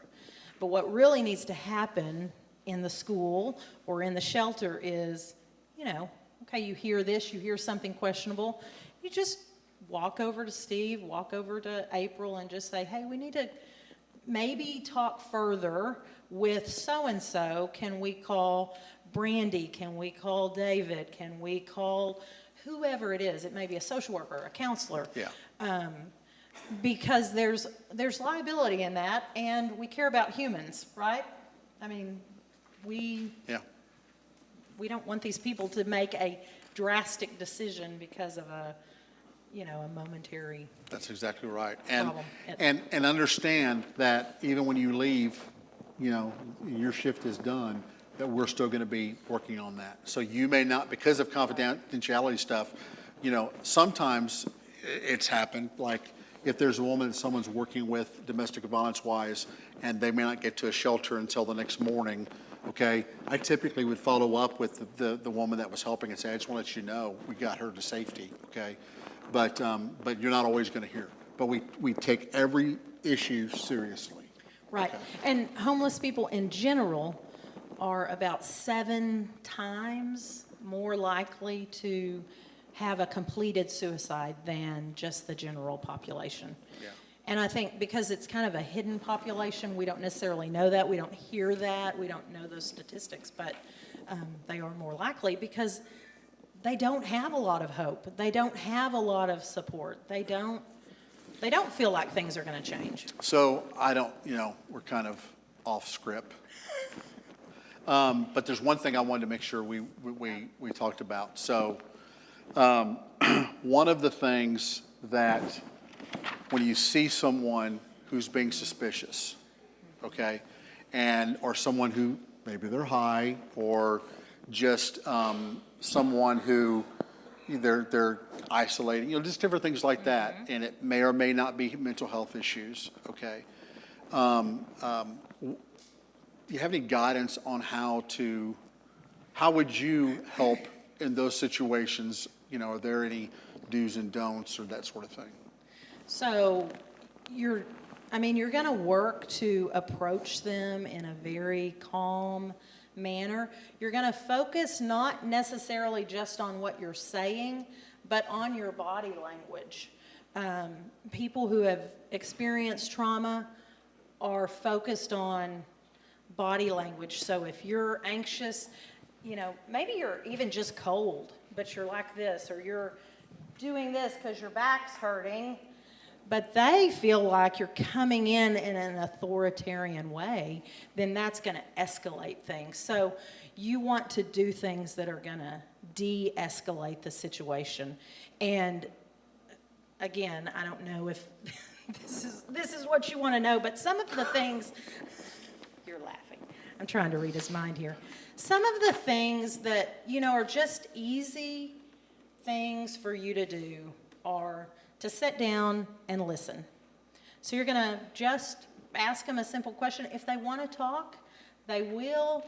And you might summarize. You might say, so what I hear you saying is you felt really overwhelmed. You know, you've been on the streets for however long, and, you know, you're just not sure how much longer you can take this. You're just repeating back to them what they're saying, but it tells them you're listening. The other thing is you're just building that relationship. Yeah. So, I mean, Yeah, I no. don't know how to. That's it. What we were talking earlier about tone of voice. Oh, yes. So individuals that have grown up in poverty, a lot of times have lived in houses where there's multiple families, right? So it's a pretty loud environment. So somebody that comes out of that situation, their voice level may be way up here, and, you know, you're trying to keep it really calm. So in that kind of situation, if they're always going to be kind of a little bit above you, right? So Steve, if I'm yelling at you over here, you know, you're going to get really, really calm, and you're going to get your voice down to about a 2, so they'll be at about a 3, you know, because they're just going to be a little above you. I think that's an important thing to know, and to know that you don't have to take that personally. Sometimes when somebody gets agitated, if somebody's yelling, if somebody's upset, the way our brain works, we have mirror neurons that want to just reflect that back to them. So we actually have to suppress our natural urge, because of the brain, to match that affect. And so, you know, if somebody comes in and they're elevated and you have a much lower tone, they may not be really kind all of a sudden, but they are going to de-escalate, Right. You know. The other thing that I thought was really interesting in a training that I was telling him about was this guy talked about pennies in the cup. And he said, you know, he was a director of a huge homeless shelter. But he said, what I do at the beginning of my shift is, you know, I kind of survey the crowd, and what I want to do is I want to go and talk to all the people that I know. Hey, I know April. I know she's funny. I know she carries her teddy bear around.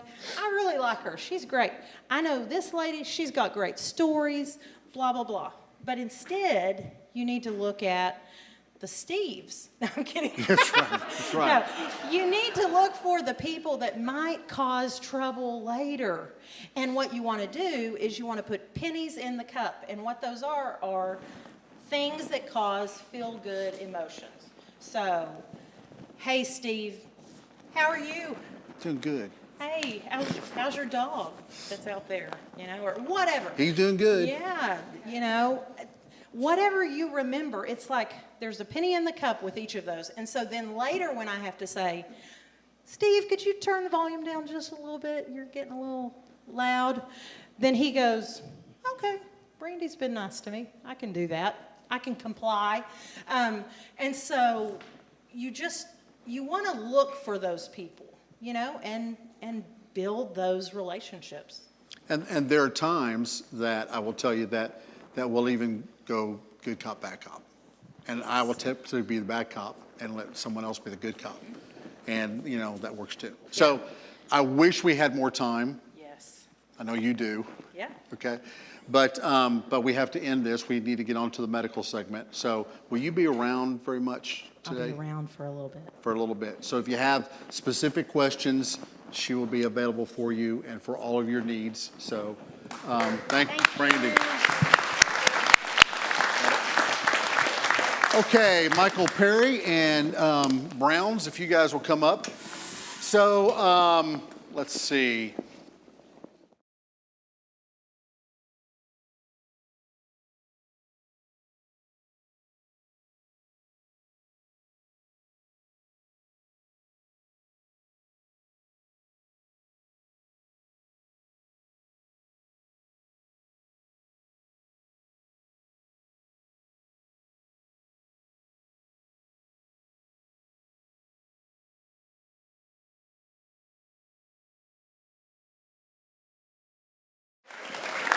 Okay, guys, I would love to take a break. I would, but we're short on time. So you know where the restroom are. If you need to stretch your legs, feel free to stretch it, and we can do that. And so, but we're going to try to. Okay. Thank you for reminding me of that. But we're going to start talking about exciting medical issues. Okay. Hey, Rusty, you want to give me a hand?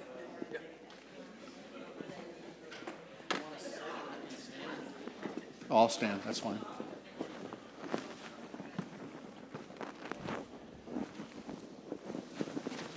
Here you go. If you don't want it, that's fine. Okay, so I'll tell y'all in just a minute. Hold on to those guys. Just, hey, Trey. Yeah, hold on just a second, okay? So, medical. How many of you have been certified in first aid in the past? Okay. How many of you are still certified? How many of you were certified in CPR? And by still certified, I mean you have a card with you and it has the date and you're not, yeah, okay. Okay, so I also was a certified first responder. I went through all the training, okay, everything you want to know about being a first responder, because I was a firefighter in the Air Force in 1987, okay? So, yes. So, you have never known me like April and Dane didn't know that I was a certified first responder, okay, way back, because, okay, how much do I remember of that? Well, I can guarantee you I don't remember a whole lot. So what this training, this 30 minutes or so, is intended to be is training to kind of refresh some areas and to inform you on what we have at the shelter if medical issues come up, okay? So we're not asking you to operate on anyone. We're not asking you, we just want you to know where you can find stuff, situations and how you would treat them, and so forth and so on. And so these three great people, introduce yourself. All right. On the mic. Hey, good morning, everybody. My name is Rusty Brown. Brenda, I actually assist Brenda in running our ERT team. For us, the safety and security of our church family is paramount. And so we try to do the things that we need to do to make sure that our congregation feels safe when they come here. Good morning and welcome. I am Brenda Brown. I'm his spouse. And Better have. yeah, well, and yes, we both do everything we can to keep our church safe. And we had just recently had 3 people that has joined us and has medical background. Most of my people know that the tears come because of my passion. So the first one of our medical team, one of them is a paramedic, and they called him to work today, so he wasn't here. And another one was called out on a personal business, so we are left with our main. Sorry about that. So my name is Michael Perry, and yes, I was blessed to join the ERT, or the Emergency Response Team. I got 30 years in healthcare, believe it or not. I'm old enough to have 30 years in healthcare. My background, I started as a paramedic. I spent some time in the Navy, attached to the Marines, jumping out of planes that was flown by Air Force guys. I Right. was a corpsman with the amphibious As reconnaissance. I'm Air Force, or was Air Force, so there you go. Yeah. So anyway, that's a lot of my first responder experience. But for the last 20 years, I've been in surgical pathology. So my patients are either fast asleep under anesthesia or no longer with us, to be honest. This pathology is a lot of that as well, autopsies and such. But I do know enough to at least provide you some information that can help you. We're not expecting anybody to, I don't know how many of you are old enough to remember the show Emergency. Yes. Yeah, Rampart. We're not expecting you to run in with the defibrillator and do any Ricky Rescue type stuff, but you definitely need to feel equipped. So that's why I'm here. Hopefully I can help. Exactly. So the closest fire station to us is just over on Guaweiler, 1.4 miles away, okay, or 3 minutes away. The closest hospital is Baylor Scott and White, and that's 2.5 miles or 6 minutes away, okay?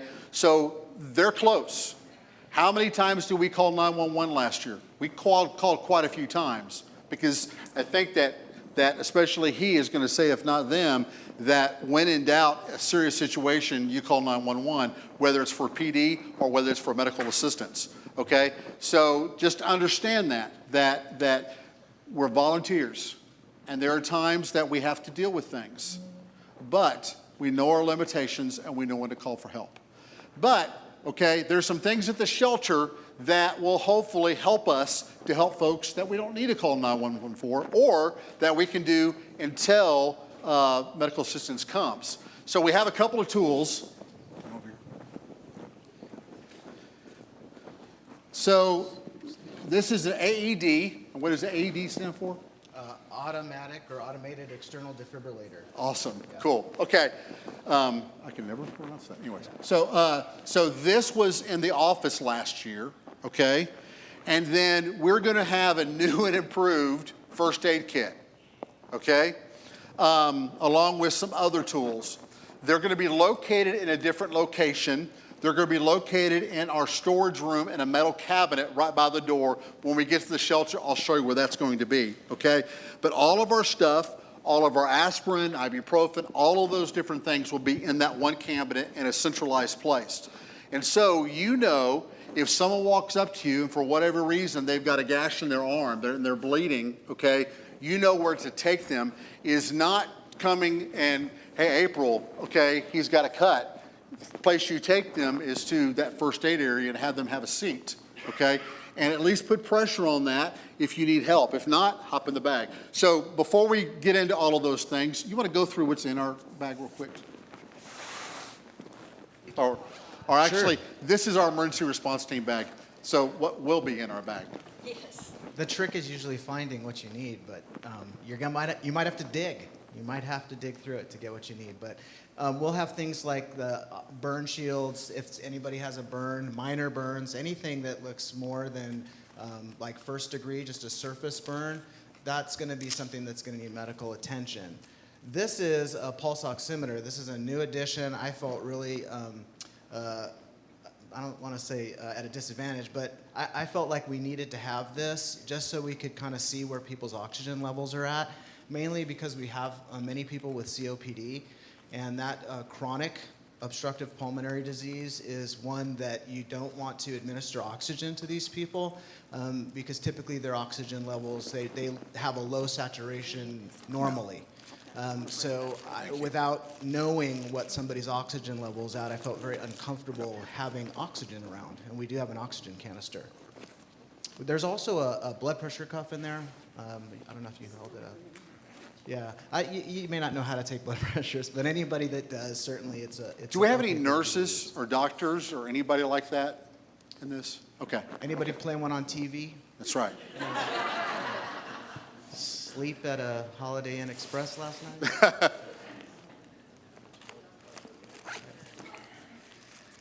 Bandages. Certainly there are going to be individuals that are going to have cuts and scrapes and chronic feet. Oh my gosh, okay? Like in pathology, unfortunately, I see a lot of feet. We get a lot of legs. I don't want to gross anybody out, before lunch. But anyway, there are going to be wounds that are probably going to need dressing changes. So feel free to access the bandages and get yourself a clean dressing. Especially when it's cold out and people's feet are cold and wet, they need to be dry. So we need to get their wet socks off. It's not pretty, but you are doing God's work when you're pulling people's stinky socks off, drying their feet, getting their wound changed, and getting them some dry socks. That's just huge. Well, and hopefully this isn't, we're not making a mistake here, but we'll also have a supply of hand lotion and things like that at the shelter because their skin, of course, can be wet, but you'll see a lot of them come in with just white skin because it's so dry from the wind and stuff. So we'll have that kind of stuff. Yeah, absolutely. Gloves. So I want to make sure everybody has access to gloves. Is this for vomiting? What is that? Oh, okay. Yeah, that's really cool. Yeah, that's great. But gloves. So it's really important that you have access to gloves if you're going to be changing people's bandages or dealing with any body fluids, blood and body fluids, because of obviously the concern for any sort of diseases. But I do want to kind of assure you that it's not as easy as people have made it out to be to get like monkeypox. So you're not going to really be at risk for something like that unless you're exposed to a lot of body fluid. So, but definitely, if you're going to be working with somebody that has open wounds, don some gloves.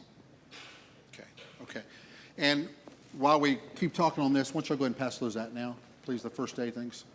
So these are some basics to first aid. We're also going to be making smaller copies for pocket size, and we'll have those in the same cabinet where the medical stuff is at.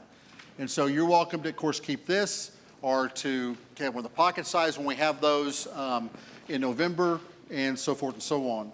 So is there anything else that you want to go over there, please? With a defibrillator, the one thing that we thought about for our church was if this has to be used, the shirts come off. Now, for the ladies, that's something you don't want to be advertised. So, for our church, we have sheets that you will hold up and totally confine the person. There are 4 sheets that you will be held up, and that way, whoever's taking care of the person, it's all private. So that will also be at the shelter. There will be 4 packages, so you can get some people to hold those up. I'd like to touch real quickly on the AED. I was just going to ask. Oh, okay, go right super. ahead, please. Okay, I know this can be a little bit intimidating because it does look like the defibrillator that we use to run codes or when people are in cardiac arrest. It's very similar. The greatest thing about these is that it is automatic. So by taking somebody's clothing off, and it's very self-explanatory, you turn it on and it tells you what to do. It speaks to you. If you've never watched a video on AEDs, you can Google it, go on YouTube, and look for the Zoll automatic external defibrillator, automated external defibrillator.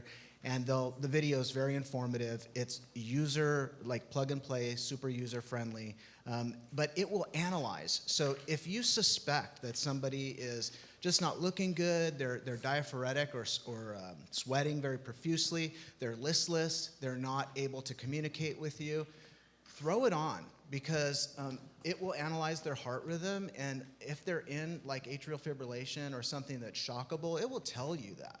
You're not going to have to look at anything to determine whether or not you need to press a button. It's not going to automatically send a shock because you don't want to be touching the patient when you actually push the button to administer a shock. So you'll say clear, everybody clear. Yes, everyone's clear, no one's touching the patient, administering a shock, and it will do that, and it will continue to analyze the patient. And it will get you through about 2 minutes of CPR. It will talk you through it.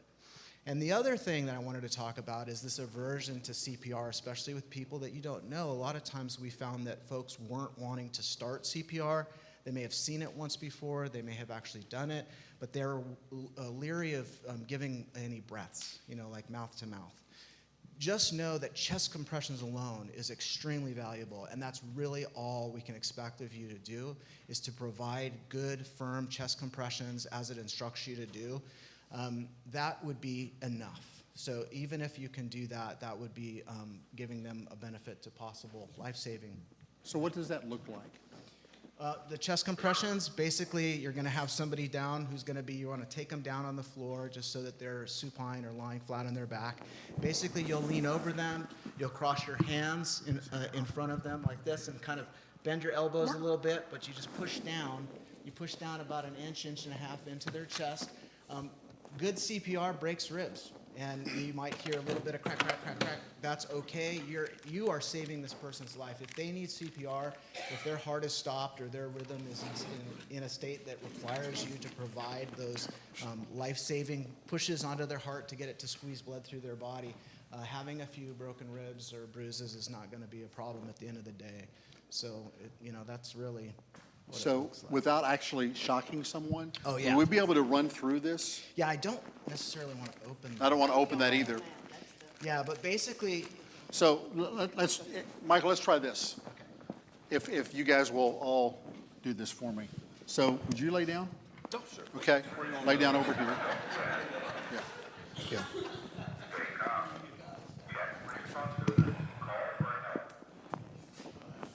Okay, so he's going to lay down. So he's just passed out. What do you do?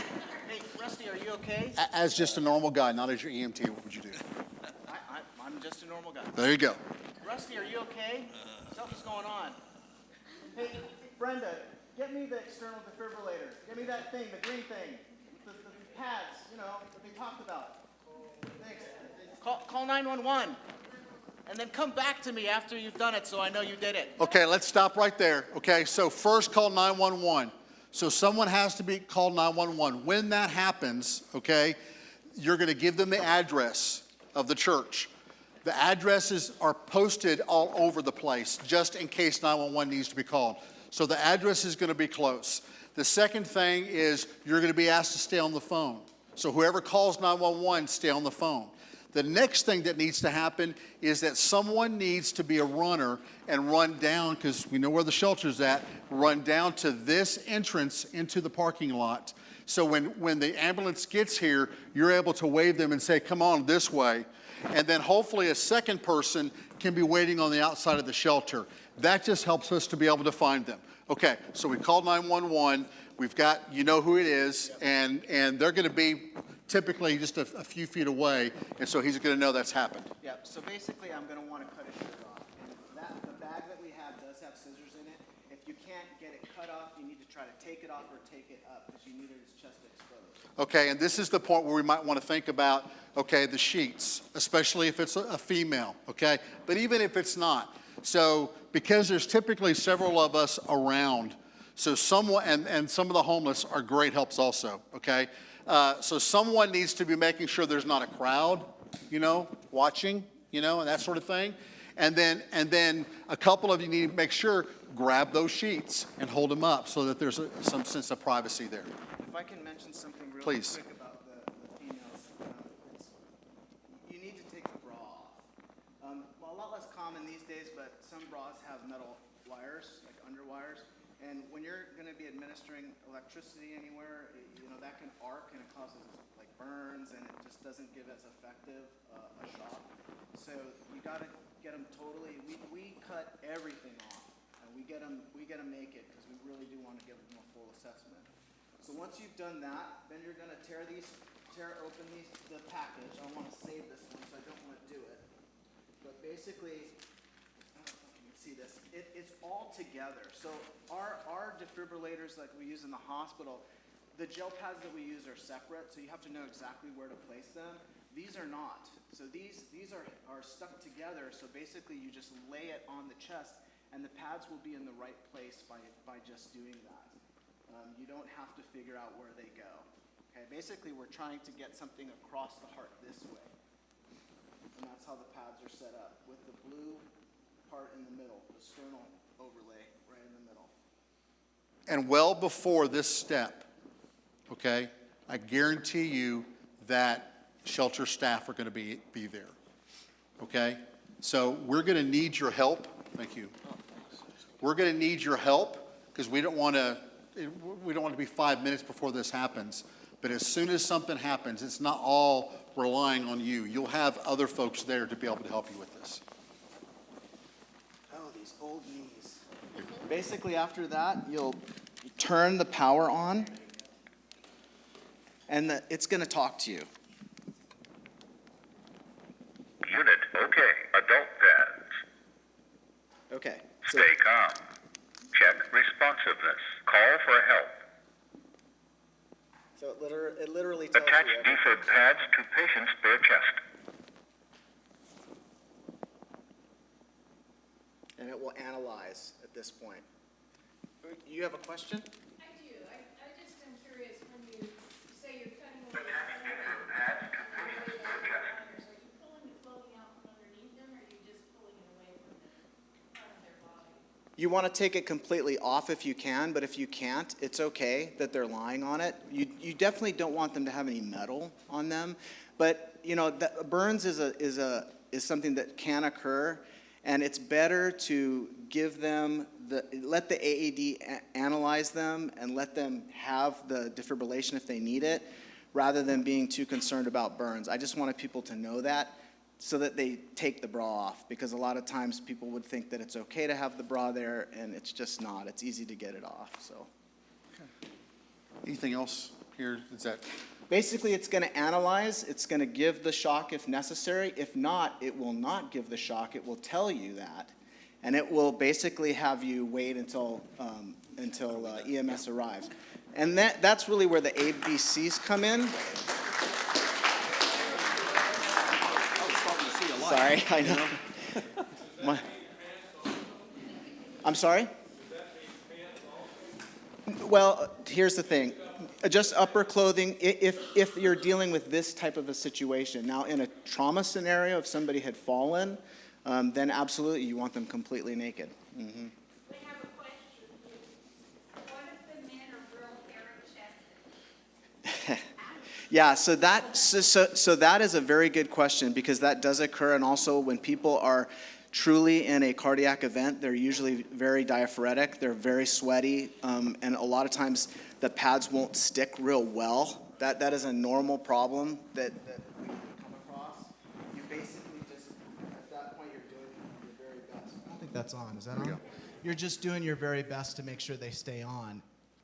I wouldn't pause to try and wait for a razor or an opportunity to take the hair off, but we do that in the ambulance. We do that in the hospital if we can't get it to stick. But just as a first responder, when you're dealing with this type of situation, the pads are designed to work through that. If they have literally like an apron of hair, then you would have to find some way to get the hair off. And I would be MacGyver at that point, and I'd give me some duct tape, and I'm gonna give them a quick. I mean, seriously, we're talking about saving somebody's life. So if I can't get access to a razor and I needed to clear a space, that's what I would do. To get back to the bag, Yes. as we use supplies out of it. Oh, that's a great question. Each time that we use it, or yeah, you would definitely let That's us a know. very good question. Yeah, anytime you need to use that first aid kit, okay, you don't necessarily need us there if you're rebandaging or something like that, as long as you feel confident in what you're doing.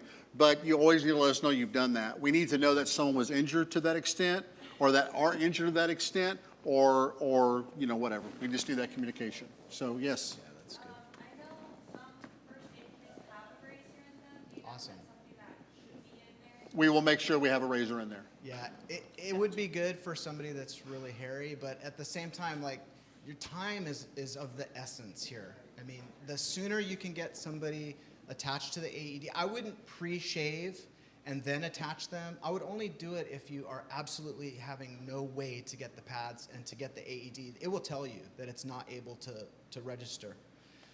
So don't sit there. No, Should I do it? and- Should I and shave wait them? for it and do that. That's really not part of the first aid protocol. Don't but- joke. And like Rusty said, duct tape might bring them back just by itself. Yes, ma'am. The Navy and me.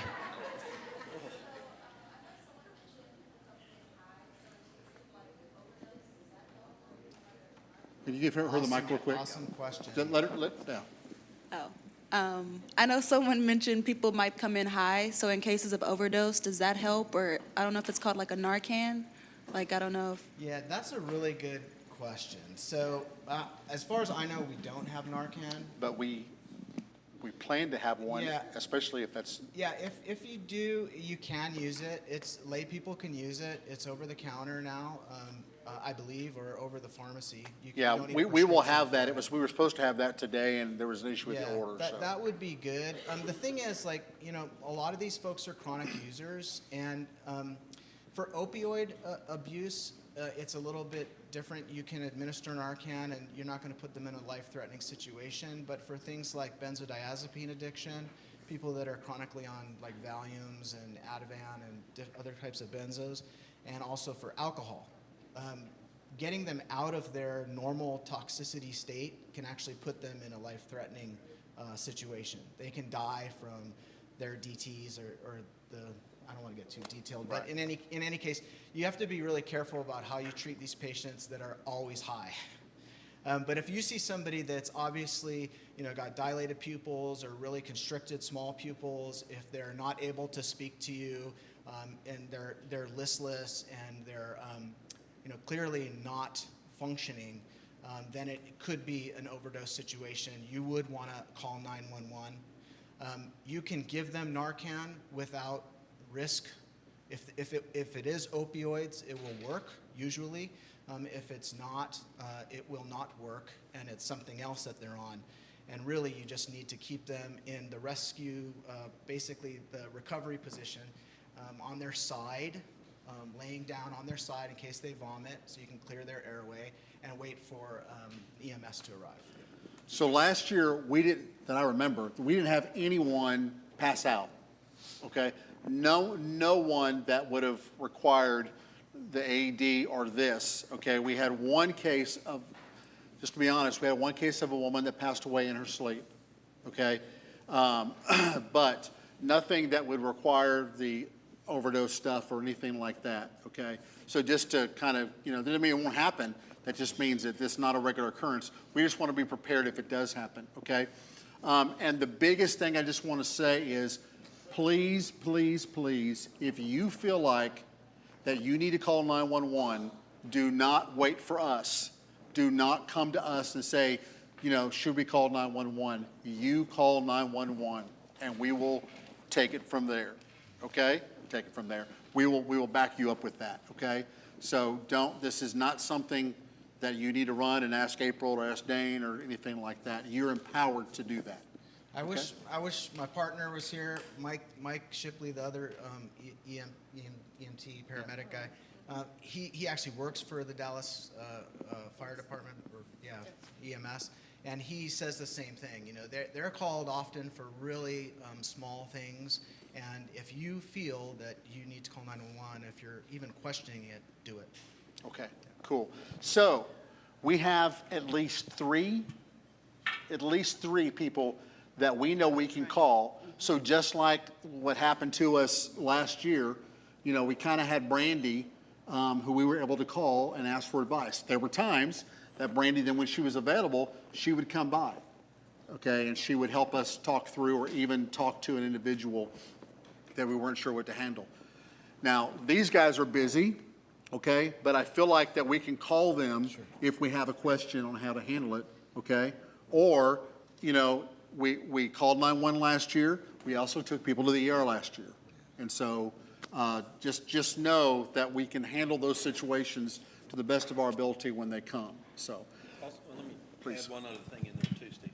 Also, the 911 folks, so when you're calling them, they may transfer you over to the fire department 911 for ambulance or something like that. But those call takers have scripts that when they are going to ask you specific questions, and their scripts are going to now branch out.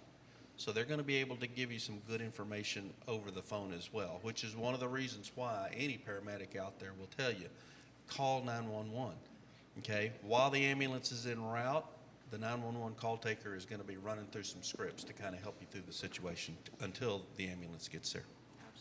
awesome. Thank you. Sarah? It's my understanding that none of the emergency equipment that you just demonstrated would ever be touched as long as the person is conscious. Is that correct? Yes, generally, yes. Her question was, if the patient is, if the person is conscious, there wouldn't be any need to administer or use this. The AED would not shock somebody. If they're conscious and speaking to you normally, as a layperson, I would say no. Yeah, you would not want to use this. But if somebody can tell you, hey, I have atrial fibrillation, I'm going into, people will tell you this, I feel like I'm going into AFib or I'm in AFib, you may want to have this next to you, because the next thing is going to be, you're going to need to use it because they're going to be out. Can they also be conscious and like sweating? Oh yeah, absolutely. Rephrase the question. Yeah. He asked if they could be conscious and sweating. So, you know, anybody who's having a cardiac event or a cerebrovascular event, a brain bleed or a stroke, they will typically show a sweaty, kind of wet, profuse, more than just normal, like I just got done working out. It really does look excessive. And they will be either, if it's a stroke, they may have some facial droop, they may have weakness in their arm. Those types of things will be fairly evident to you. And again, you want to immediately get 911 involved because the time is what's most important. I wanted to just real quick touch on diabetes because you know, many of us have our own medications, and I don't want people to feel like, you know, they're going to diagnose somebody and maybe share meds, because you might find a lot of these folks are out of medication, they have type 1 or type 2 diabetes, they don't have insulin, or they come without medication. We need to get them resourced to somebody in like an urgent care setting or an ER to get them what they need. I really would ask that, you know, people not be giving your own insulin to somebody, because that type of thing can be really dangerous. But one thing to kind of watch out for with people with type 1 diabetes that have been out in bad weather and they're cold and they may have not eaten would be diabetic ketoacidosis. And just kind of, you will never forget it if you smell it, but basically their body starts, their liver basically starts to metabolize fats for sugar, and they start to smell like they're doing their nails, that nail polish remover smell. It's ketones that their body's producing. And that can be a true medical emergency. So if somebody has that real fruity smell and they're looking a little listless or they're slurring their speech, I would say 911 should be called at that point, because they're going to need emergency care. Cool. Yes, ma'am. Well, I was going to ask, when you were talking earlier, some of those symptoms you were talking about sounded like diabetic coma or going into a diabetic shock, low blood sugar, high blood sugar, whatever. Yeah. And not needing that, right? Right, but we're not going to make that judgment. We're going to let the AED make that judgment. So you're going to want to treat it as like the worst case scenario, which would be that they're having a cardiac event. And if they aren't, the AED will not activate. It will basically monitor them, is what you're going to want to do until EMS arrives. But certainly if they can tell you, I have diabetes, I have not eaten in 2 days, I did take my insulin, then there are things that we can do. You want to give them high glucose index foods, give them high carbohydrate foods, so things that can help to raise their blood sugar very quickly, fruit juice, real soda, not diet or Coke Zero. You want to give them like real sugar stuff, and that will help them to get their blood sugar up, because again, their body's metabolizing fat and producing the ketones and causing them to get into that emergent event. And we will have that in that locker with the medical stuff. There'll be a 6-pack of you know, Coke or whatever in there for that. Yeah. I think that's pretty much it. Just know that just communicate. So if you hear stuff, if folks are saying stuff, which happened last year pretty often, because we ask them about medical issues when they come through for check-in. So there's some things we find out, or that we would find out about an individual when they were checked in. There were several people we would take back and forth to the ER. If we take them to the ER, they'd be released, so forth and so on. So that's just part of it. But communicate. Also, if an emergency happens, make sure you communicate. Speak out, okay? So I know that drilling's pumping and you're fired up and all that kind of stuff, but just make sure you're talking to each other, through that. That just is really important. So, one last question, and then we're going to close this segment. For like emergency situations, like in schools, you have to like do like an incident report. Do y'all have to do that? That is an awesome question. She's hot. My mom owned the daycare, so. That's awesome. Yes. I have to fill one out when something happens at church and. Yes, we'll be doing that this year. Yeah. Good question. Okay. All right. So thank you very much, Mr. Perry. Will you be around for a few minutes? If you have questions, ask him. Guys, give us 20 more minutes, and then we're breaking for lunch. Okay? So 20 more minutes, and Brenda and Rusty, I've given them the great position of you guys watching your watch for 20 minutes. But anyways, they're going to talk to us about security awareness. Okay? So these two guys, how long have y'all been leading the ERT? 10 years? Well, 9 years since. Okay, so emergency response team for our church. So when you come into our church, you typically are to see these guys. They're the ones that have the little, and they watch over us while we worship. They watch over us while we play sometimes, okay? And they do a tremendous job. I have tremendous respect for these folks. And one of the things they're really good at is just being aware of their surroundings. And so we thought it would be good for them just to spend a few minutes reviewing, so that you as volunteers can know what to be looking for, to just be aware of your surroundings. So with that, y'all go ahead. The first thing I want to say is, like Michael said, if you have to call 911, don't ever think, sorry, this is just me, don't ever think that it's going to, they're going to think I'm crazy because they really didn't need 911. The police, we have worked with the police for way over 25 years, and they say they are never annoyed or anything. If you have to call the police or the fire, they want you to Yeah, call. that's a good thing. Mention that to Dane. So it's very Okay, important. So if you ever have to call, even from your home or your church or anything, don't think, they're going to think I don't know what I'm talking about. They would rather be called and everything be safe than you don't call and something happens.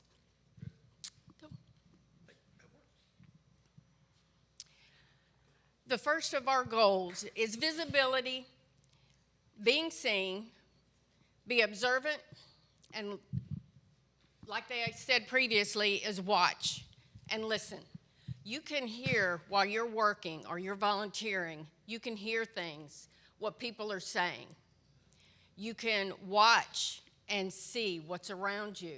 And being observant is very important. Go ahead. Yeah, and one thing too, I'll add, thanks. And this is what Brandy was talking about too, and we've talked about this in our ERT team as well, is aggressive friendliness. So when they come in, our guests come in and you greet them, as Brandy said, you have made that connection with them. Okay, they may want to be a little standoffish, but at least you've made that connection, okay, and lowered it a little bit. Plus, it does remind them too that somebody is watching them as well. So, there you go. So, I want to see how many of you are aware of your surroundings. And remember, if you see something, even at your home or business, always say something.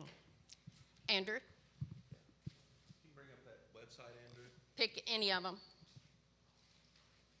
And let's just go through. Go down.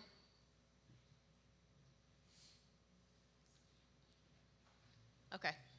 Yeah. We'll try that one, or the next one, either one. And then maximize it. Here's your challenge. How many riders in green jump the ramps? Go.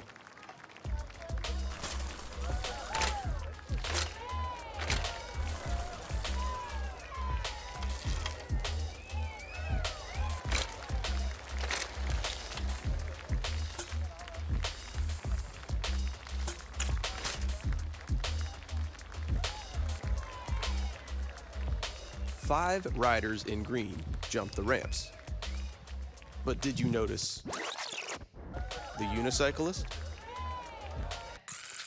How about the hidden message? Did you see that? Did you notice the man dropping the suspicious backpack? Your next challenge, be aware of your surroundings. If you see something suspicious, say something to local authorities. This is to help you, even at home or out and about shopping and stuff. You'll notice you might have been looking for the cyclist, but look at all the stuff going around. Go ahead.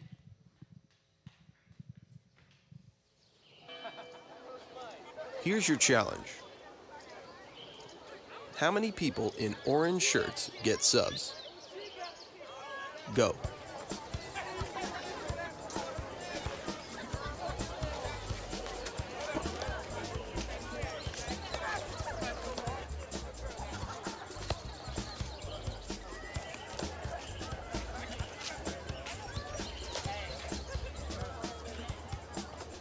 Seven people in orange shirts got subs. But what else did you see? Did you notice the ice cream truck change to a pizza truck? Did you notice the glasses? What about the man leaving the suspicious package next to the truck? Your next challenge, be aware of your surroundings. If you see something suspicious, say something to local authorities. So hopefully that kind of helps you around your surroundings. And, you know, these are kind of funny because they kind of set you up to focus your attention, right? And not to look around. And how easy is it for us when we're occupied doing something to not look around? So if we're serving food or if we're talking to a particular person, you know, in the ERT team, one of the things that we train is when we are talking to someone, we need to position ourselves so that we can see the doors. Because even though we're talking, we're monitoring people coming in the doors. Okay, now it may look like to the people we're talking to, it's like, well, they're not paying attention to me. Yes, sir. Our ERT is called our Emergency Response Team. Thank you. We should have said that at the very beginning. We can't call it security, so we call it that. Yeah, absolutely. But again, so these exercises are really more to demonstrate how easy it is to be, you know, have those blinders on and not stay aware of what's going on around you. All right, you ready? Mm-hmm. There you go. So the videos were to help everyone understand how you can get focused on one thing and not see what's going on around you. So it's mainly to help each one of you. So it helps you to know whether to react or not, what to do, but don't presume changes in your surroundings are also innocent or fine. Because how many times do you see a backpack at church come in and they don't have a child? So, or a big bag that, oh, my Bible's in it. Go ahead, Marilyn. It's Steve's, I know. I did pay attention. So anyway, go ahead. Like Rusty said, greet everyone. And that aggressive friendliness is just be friendly. And as they said before, these people will have situations. They will have trauma in their lives and personal crisis. So you can tell by their outgoing if they're not wanting to talk or if they want to talk. But at least greet them with a smile. When you do approach them, kind of watch their hands. That's one thing we do very carefully, is because you're not going to be able to you're not going to hit them with your face. This is where it goes on. And I don't know if anybody else has ever noticed, but clenching, if they're nervous or something's bothering them or they're upset, like we had heard recently, everybody has little dispats, you know, go on the way to church. They get upset with their kids not hurrying, or they're upset with the spouse because they didn't do something for them. But everybody, you know, you think about those things, and you can tell by their body language. You can tell what they're doing with their hands. You can tell if they're carrying something by looking around their waistline. Those will give you a little bit of ideas. So when you're in there working or volunteering, look around. See what everybody is doing, how the mood is going, and kind of what the generalized idea is. What's normal, what stands out. That kind of gives you an idea of what's happening. But also look at their faces. You can tell if they're having trouble breathing with COPD or something like that. If they're angry, frustrated, you can see a lot in their eyes and their faces. So think about that. Just like today, every time a group gets together, there's different medical issues, health issues.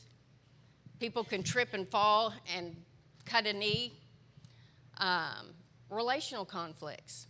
And there's going to be a lot of that. Mental health issues. So there's always, when there's a group of people, things can happen. Okay. Yeah, and as was stated earlier, homelessness is not necessarily a mental health problem, okay? So not everybody that's homeless has mental health issues. So don't, try not to assume that when somebody comes in that they're already in that mental health state. There you go. Oh, that's me. All right. So now we want to talk a little bit about safety and security. So there's a couple of things that we want to emphasize on, and I've just got some bullet points up here because it really narrows down to just that. But our guest safety, okay? It not only goes to their physical safety, all right, but it's also their safety while they're in the building. Remember, one of the things that was already discussed is when people show up to the shelter, they are viewing that as a safe environment. Okay, safe from the weather, safe from outside influences, safe just from other people. Okay, so, but it also comes down to things like if you see something on the floor, a slick spot or something like that, let's get that cleaned up. Okay, we don't need somebody slipping and falling.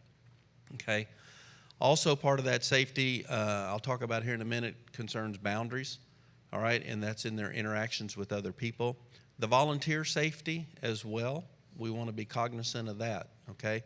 When there's issues that come up, make sure that you've got at least 2 volunteers to deal with some of this because you might need backup. And if there's any problems that arise out of that, you at least have 2 sets of eyes that have looked into that as well, okay? Sometimes there's verbal de-escalation. Verbal de-escalation is an very important subject to think about. It can move a person from the edge of committing a violent crime or to make a controlled decision.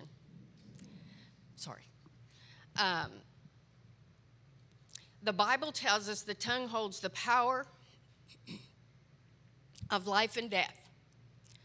Proverbs 18:21.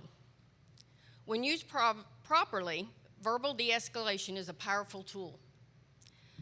4 goals of de-escalation, and we've talked about this earlier today. Keeping lines of communication open. Communication is vital no matter where you are. Getting the person to talk and actively listening. Maintain control through clear and calm communication.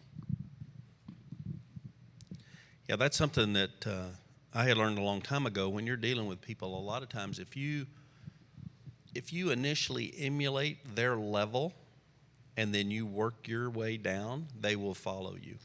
Okay? So if they're coming in and they're excited and they're agitated and they're talking and you kind of emulate that, you're building that quick rapport, but very quickly start to work that down and they will follow you down as well. All right, security. So we have guest security, all right? When they come into our shelter, we want to make sure that they understand or that they feel like they're also in a secure place. So make sure that if you see openings that need to be locked, make sure that they get locked as well.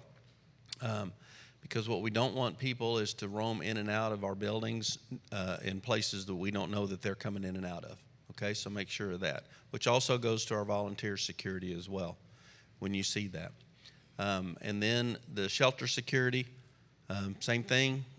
Again, we want to make sure that everybody feels like that they're in a secure environment as well as a safe environment as well. And so making sure that the building is tight, and that I think we have, basically everybody's coming in and out through the office. Is that correct? Yes. Right? Okay, good deal. All right, the last thing that I wanted to discuss here is boundaries. All right, so as Steve has mentioned, you know, the shelter has rules. And if any of the guests cannot abide by those rules, we're probably going to be asking them to leave. Okay? Now, the boundaries involve guest to guest, guest to volunteer, and volunteer to guest. All right? So there's 3 areas there that these rules need to be applied.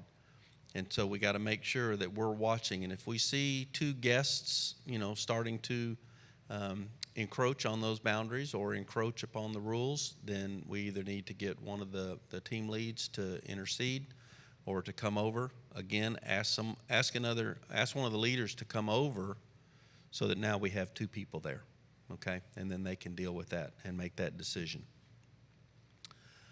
All right.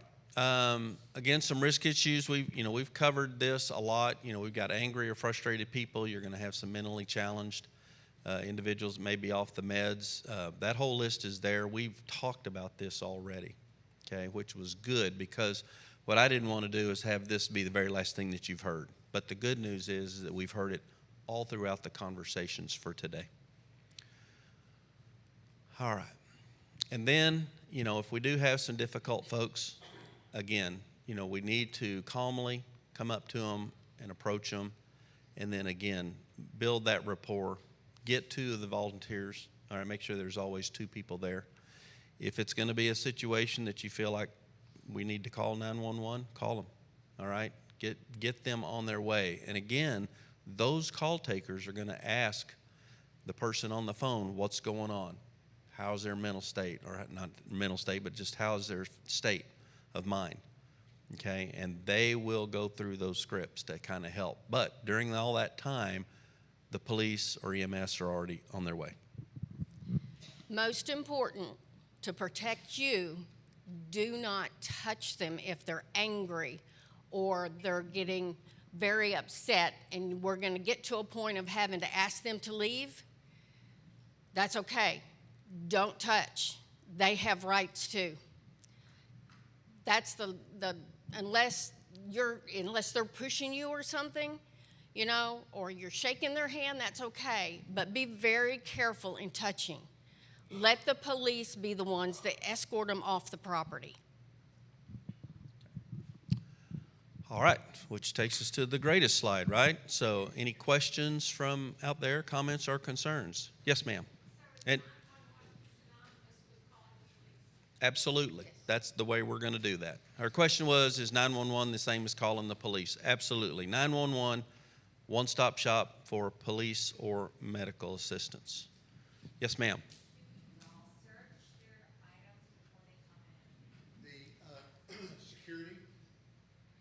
Security, when they come in, we'll have an off-duty police officer, and they will wand them, and then if the wand picks up anything, then they will check their bags.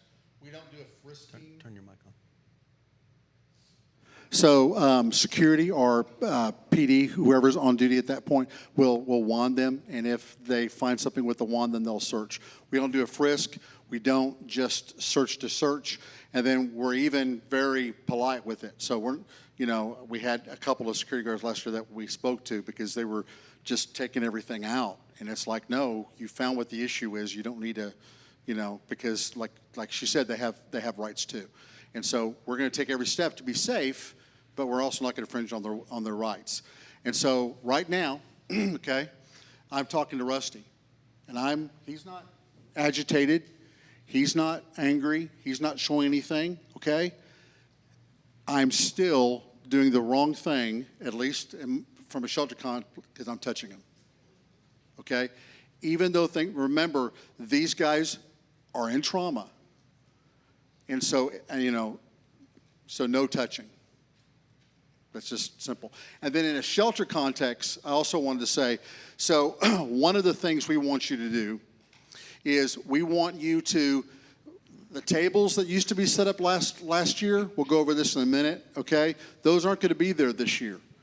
And so we want you to be out with our guest. And that means walking around a little bit. It doesn't mean you can't sit down, okay? We just want you out and about. Ladies, I can't go in the ladies area and go make sure everything is okay. I need you to do that every once in a while. You know, and men, same thing in the men's area, same thing in the patio. You're not security, it's just about being aware. And that's and a lot of times, because it's a big, loud building, there's no solid walls through most of it, okay? You're gonna be able to hear.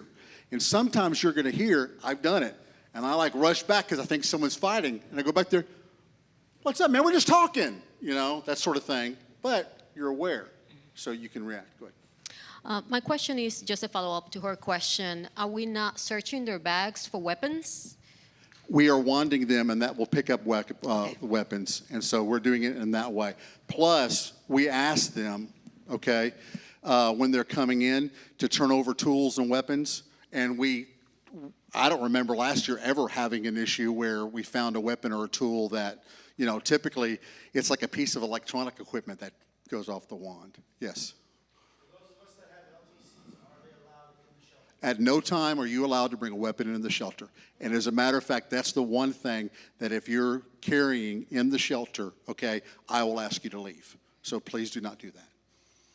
Yeah, and again, you know, demonstration of looking or, you know, wanding the backpacks and everything. Not only is that, you know, we're protecting our shelter and our guests from that person, but it also establishes, yes, this shelter is a safe place.